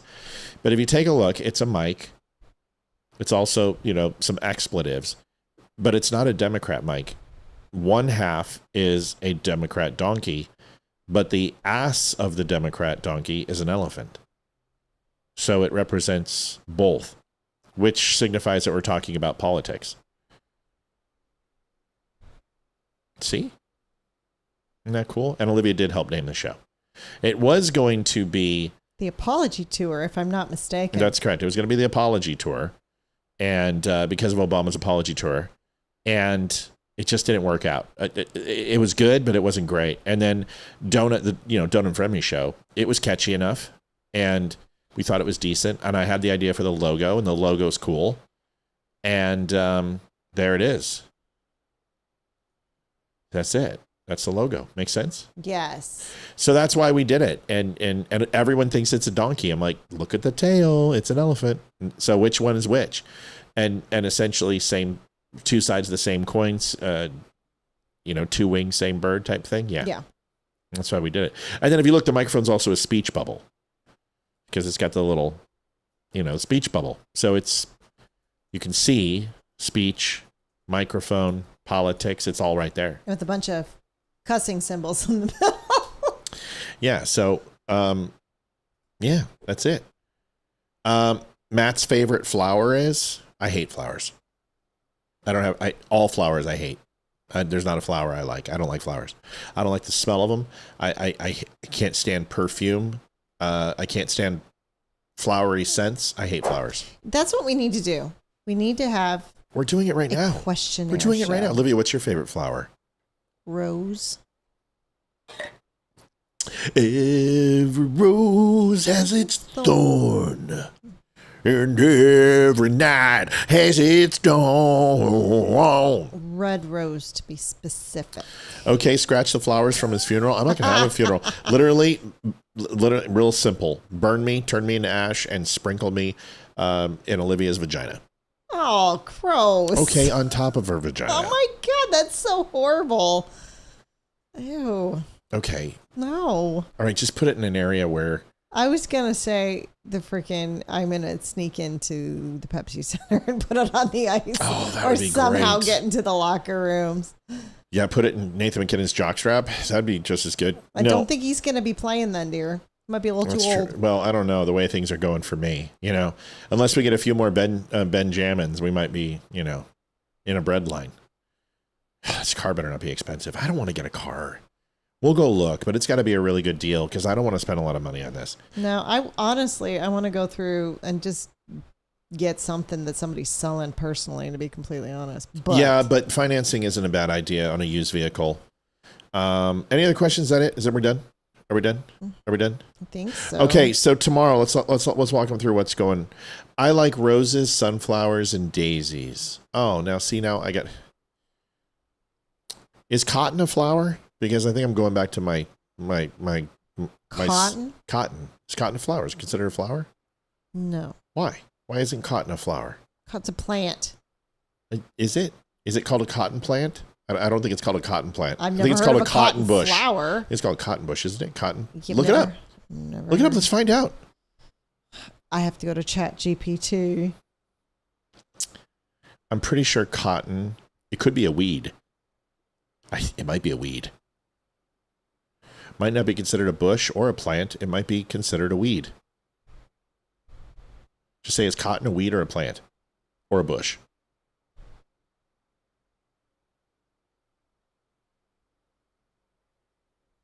We should call Damani. He'll know. Oh my God. Was that wrong? Where's Damani? I'm totally going to say that. So he's here tomorrow. Dude, call him. He's here tomorrow. You got to tell him tomorrow. And tell him I'm going to tell him tomorrow. It is a flowering plant. Like I said, cotton's a flower. Thank you very much. So cotton is the answer. I love cotton because it doesn't smell and it's very comfortable and it's white and fluffy. I love cotton. It's cotton flower. See? There it is. Sorry, family. I have to do the rocket for Little Town Friday, so I'll miss you, but I know a little fun for me, but I'll catch up. Kay, that's fine. Kay, if you want to get in the drawing, just let us know. Okay? Cotton is not a flower itself, but it is a flowering plant that produces, it's a flower, dude. You just said it produces flower which develop into cotton balls containing the fibers. It's I understand that cotton's not a flower, but a cotton plant is a flower. It's a shrub. It's a shrub. It's a plant. It doesn't matter. It's a flower. I was right. I love dandelion. I rub it on my skin. Or it gets the hose again. Wow. Riley, it's our daughter's got to be able to drive that. We're not buying her a motorcycle. Ryan says, do you have any of the bobblehead skits to share? Oh, they suck, dude. They were bad. They were stupid. They were so stupid. No, I think old. They were so old. I think I did like 3 of them. They were bad. No, the show's gone through so many different changes and stuff, you know? Cotton is not a flower itself, but it produces a flower. That makes it a flower. This is like the pie crust thing. We're not doing this. Always want to get in it to win it. Thank you. Kay, just let us know whenever you want to. I mean, if you want to do it now or do it tomorrow. Remind me, because I'm not going to remember tomorrow. We got your back, Kay. Cotton flower before goes to seed and produces fiber. Right. Oh, I thought it was his only. My bad. What else? Anything else for us, guys? We're here for you. We're here. I mean, we're here. It's not the end of the week, but Olivia has tomorrow off, so we're going to stay up. We're going to play our games. Jean Marie McLaughlin says, love you guys. We love you too. Was that it? Any other questions? I don't know. I'm waiting. Questions. Subaru or Honda? Honda. Honda. We've owned both because she owned a Subaru when she was younger. I've owned nothing but Hondas my entire life. We're Honda fans. We like Hondas. And it's the reason why is they retain their value. People are like, buy American. I'm like, no, I'm not buying American. I'm going to buy Honda because it's a superior car. That's why. Because Hondas last 250,000 miles, even if you don't change the damn oil. I know it's getting close for you to get off the podcast, so I will say goodnight, my friends. Stay safe. It was a wonderful show. Thank you, Sandra. I had fun tonight, too. I had a good time. Any other questions? All right, guys. Liv, let's give them the breakdown, and let's tell them what's going on here. Happy 4th of July. Yep. We're going to see you guys tomorrow. Hey, what's going on tomorrow, first of all, Liv, before we do this? We got to tell everybody real quick. Damani will be in the house. Oh, we're doing our July jacket drawing. Yep, show them what they can win. Not only can you get a Red Friday jacket or a Dumb jacket or the Collegiate Dumb Show jacket that Olivia designed, but we are giving away a wooden flag. Yes, it can hang up. This wooden flag is going to have a plaque on it. It's going to say thank you with your name from the Dumb Show, and from us, we'll sign the back. This is a vinyl flag. They are expensive. They are beautifully cut. They are gorgeous. This can go anywhere in your house. You can put it up on a... Cat Alcar says, I'm butthurt. Must be chopped liver. What? What do we do, Cat? What do we say? What do we do? What do we do?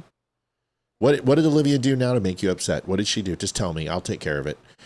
But this flag we're going to give away. And we're also premiering our good friend Jack and Mandy show, America 250. We're going to show that. And you loved Marxism in America. You loved the one about nuclear war and the arms race and keeping up our nuclear stockpiles. That was fantastic. This one also is going to be amazing. So, yeah. Okay. Also, since Damani will be here, if you guys would like to send in any questions, Mel says you can take a ride on thedumbshow.com. I'm so I did interrupt you. I'm so sorry. Go ahead. Say it again.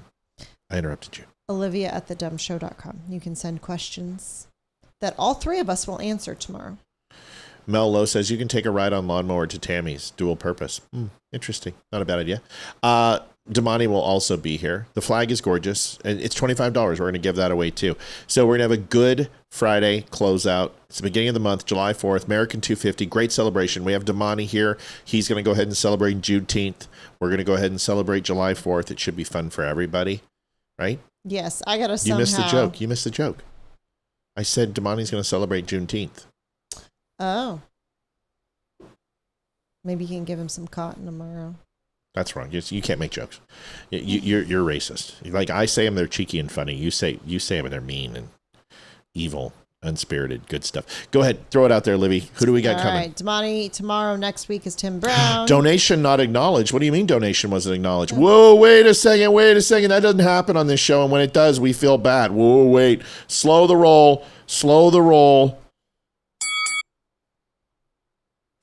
We did. Remember, I don't do the donations. I told you Olivia pissed you off. Come on, people. Matt needs a hoopty to drive. You didn't put it in. I did put it in because it's right there. Nope. You didn't read it. I didn't see it. First of all, ladies and gentlemen, gather around. Kat Alkire has decided to donate $10. A flagon of ale will be drank in her honor as I go ahead and I enter the Volksgrad into Valhalla with my ancestors and bloodlet the Mongolians in her name.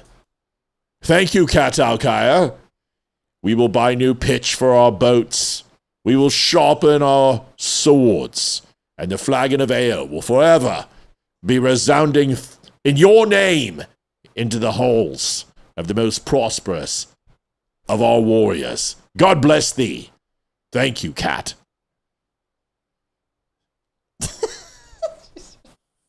Sorry, Kat, I didn't see it. Kat, you know us. How long have you known us? Donation not acknowledged. Shit. It's all your fault. I hate when we do You're that. a man. It's always your fault. I hate when we do that. We don't like missing them. We hate that. First of all, thank you for saying. We've had people leave the show and never come back. I'll never donate again. I'm like, why? What did we do? Mel says ass hat. Whatever. Yes, I agree. Matt, you're white too. If you tell the truth, drop facts, point out reality, or do math, you'd be racist too. Yeah, it's true. And I am white. My white fragility is getting to me. Yeah, my toxic masculinity is. Sure is. Chevy's like, ask for feet pics as an apology. Oh, that would have been good. Oh, Yankee says, I'm joking. It's a joke. My wife is yelling at me. Oh, What do you mean I didn't acknowledge the Rumble donos? Yes, I did. Oh, now hold on. Hold on. Because I did. I recognize, first of all, we don't get a lot of donations, but I said Yankee gift. Oh, I see what you're saying. Oh. I'm supposed to do this. Ready? CJS58 was gifted a membership by Yankee Free. TV Green was gifted a membership by Yankee Free. Oh, that's right. D-Bags was gifted a membership by Yankee Free. DM Martin was gifted a membership by Yankee Free. Thank you. That's only 4, though. There's 5, and you missed one. Unless I didn't see it. So I'm supposed to do that. See, I asked you if there was something I was supposed to do, and you said, no, there's nothing you're supposed to do. Well, see? Obviously there was. Devilish Angelic gave us 10. I called her out. So I disagree with your assessment, sir. Yankee says, killing me. Well, I think it's your impersonations. Yankee says, no, it's worth $25. Oh, well, that's a lot. We appreciate it. Apologies, so Matt, don't call me out. What? What did I do? You guys are confusing me tonight. I'm confused. All right, we're out of here. Liv, tell everybody who's going to be here in the future. All right, tomorrow will be here tomorrow. Make sure you guys come back tomorrow. Damari Felder will be in the house. We can't wait to see him. Yeah, sorry. She's tarry about Damari. Go ahead. I can't talk. You do. Damani Felder will be in the house tomorrow, July 3rd on Friday. We're having a great night, a jacket giveaway, a whole bunch of other stuff. Tim Brown, survivor of Tower 2, 9/11, will be here, first responder. Garrett Saldano is on the Grassroots Army podcast. Lisa Regina will be here as well, and hopefully with friends in tow. Barry Morgenstein will be here as well. Our favorite Jew, John David Gregory, will be replacing, and I'm so glad John Jacob Jingleheimer Schmidt will not be able to visit. So John David Gregory, Jacob Jingleheimer Schmidt, that's my name too, will be here. So it's going to be. We're going to call him that. We got to call him that when it comes on. Tomorrow, I love you. Tomorrow, you're always a day away. Oh, that's his new nickname. I gave Maddie Howanitz the nickname of Mr. Holidays. I totally so when Damani comes, it's Tomorrow Felder. Tomorrow. I'm just going to text him. Tomorrow, Shaniquius Jackson Felder. The fourth. We got to go. Folks, it's been great tonight. We really do love you. I even love James Cody. It's just tonight, you're just rubbing me the wrong way. It's okay. You deserved it. I'll unban you. Maybe.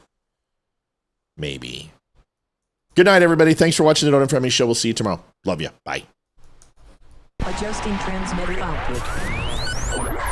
This is the Don't Unfriend Me show with your hosts, Matt, Leroy, Amy, and Olivia. Geopolitics, military analysis, and election.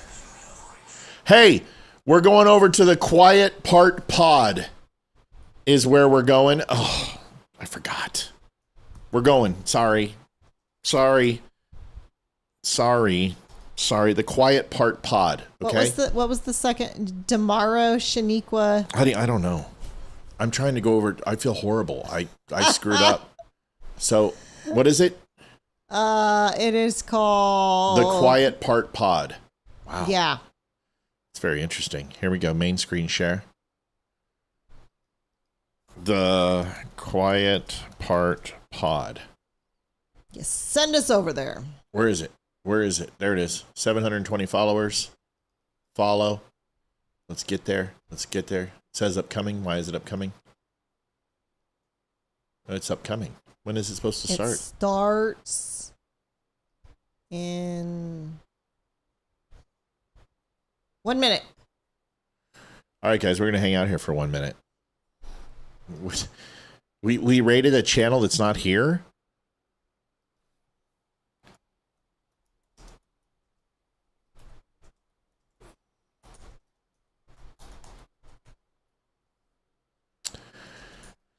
Of all the times to be late, huh?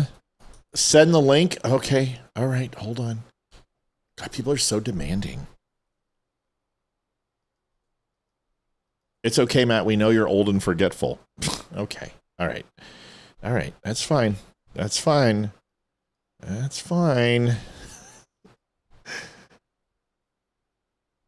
right. 1 minute. We're ready to go. We're all waiting. I gotta unban James Cody. We gotta look at something when we're off. Ooh. Is it the size of a baby's arm? No. I didn't call you old, Debbie. Did I? Sorry. Under your breath. Yeah. All right, we're here. Sorry. We're coming. I gotta unban Doofus. Hold on. I haven't banned anybody in a while. I just think it was time just to send a clear message of who has the ban hammer. Seriously. Let's see. We're waiting, folks. We're waiting for people to get on here.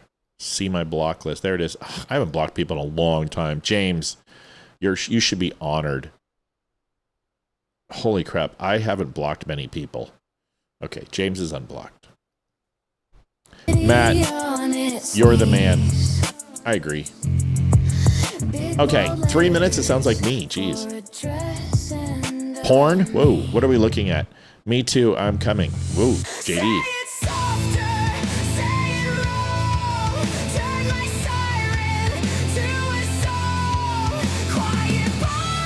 It's a good song. This has got to be AI.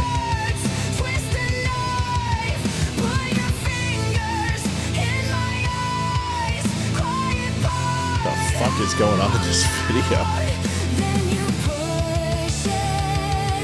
not gonna get copyright, is this? Or is this No, this is AI. I guarantee this is AI. The video's AI, the song's AI. That's not going to work if you bury it there. It's not going to be flush to the ground.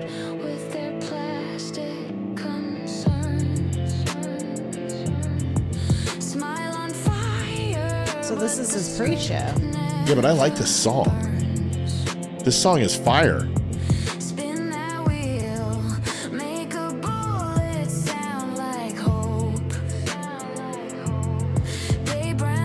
It's gonna rock on the second verse. Listen to this.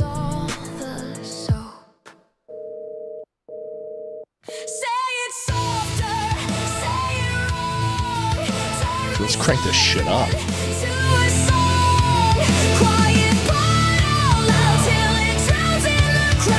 It's not Evanescence. It's the same people who did my wanker.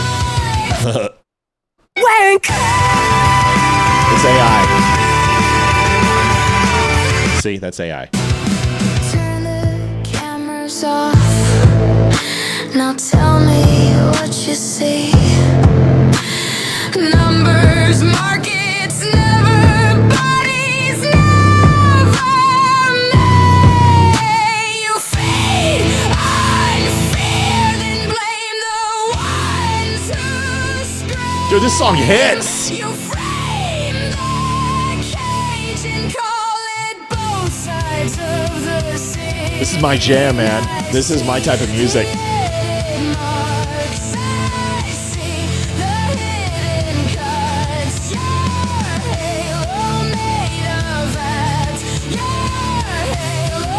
know what's awesome? The song? We have our own band that made our own song. I know. This is a great song. It's a great song. Guys, make sure to hit the like button. Spam the like button, people.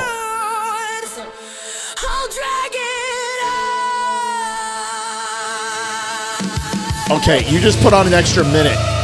Wait a second. We were at like 10 seconds. I did the math. Okay, I gotta have this song. I gotta have this song. Somebody find out who runs this channel. The Quiet Part Pod needs to send me this song.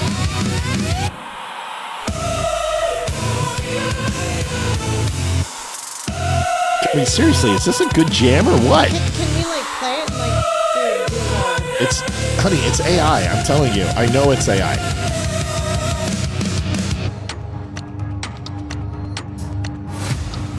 Okay.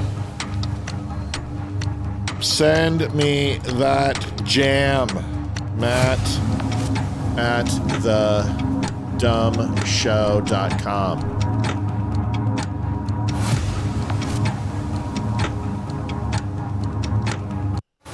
What? Did we just become best friends? Yep. I got a new best friend. I got a couple of them already. Hello, everyone. Welcome back to the Quiet Part Pod. My name is Chris. How's everybody doing? We got some wild stories. We got Send me that jam. Decision was scary. Send me that jam. Mom Donnie says 78 degrees, no less. And Freedom 250 is a scam. Oh my God. It's going to be a wild night. And I have made it even wilder, guys. Send me the jam. I have done the craziest of things, and I'm going to tell you all about it here in a minute. But before I do, be sure to like, comment, share, follow. Do all these things, make the algorithm happy. And if you do that, you'll get to hear from my guest in just a little bit. Guys, this is the Quiet Part Pod. We're going to get down to it. Let's go. I want the other music. It's better. This sucks compared to the other stuff. I want the other stuff. Bring back the AI chick. All right, welcome back. How is everybody doing? It's been a crazy week, and it's the craziest of weeks, especially when I have to have I don't get to do the show for Monday, Tuesday, and Wednesday of the week, and we've got some of the most consequential Supreme Court decisions that came out. All right, guys, this week. That's good enough. We'll see you guys tomorrow, 7:00. Good night. Night, y'all. Adjusting transmitter output. This is the Don't Unfriend Me Show with your hosts, Matt, Leroy, Amy, and Olivia. Geopolitics, military analysis, and election coverage. Coming to you live on all major social media channels at The Dumb Show. Honest, direct, unfiltered. We can agree, we can disagree. Just don't unfriend me.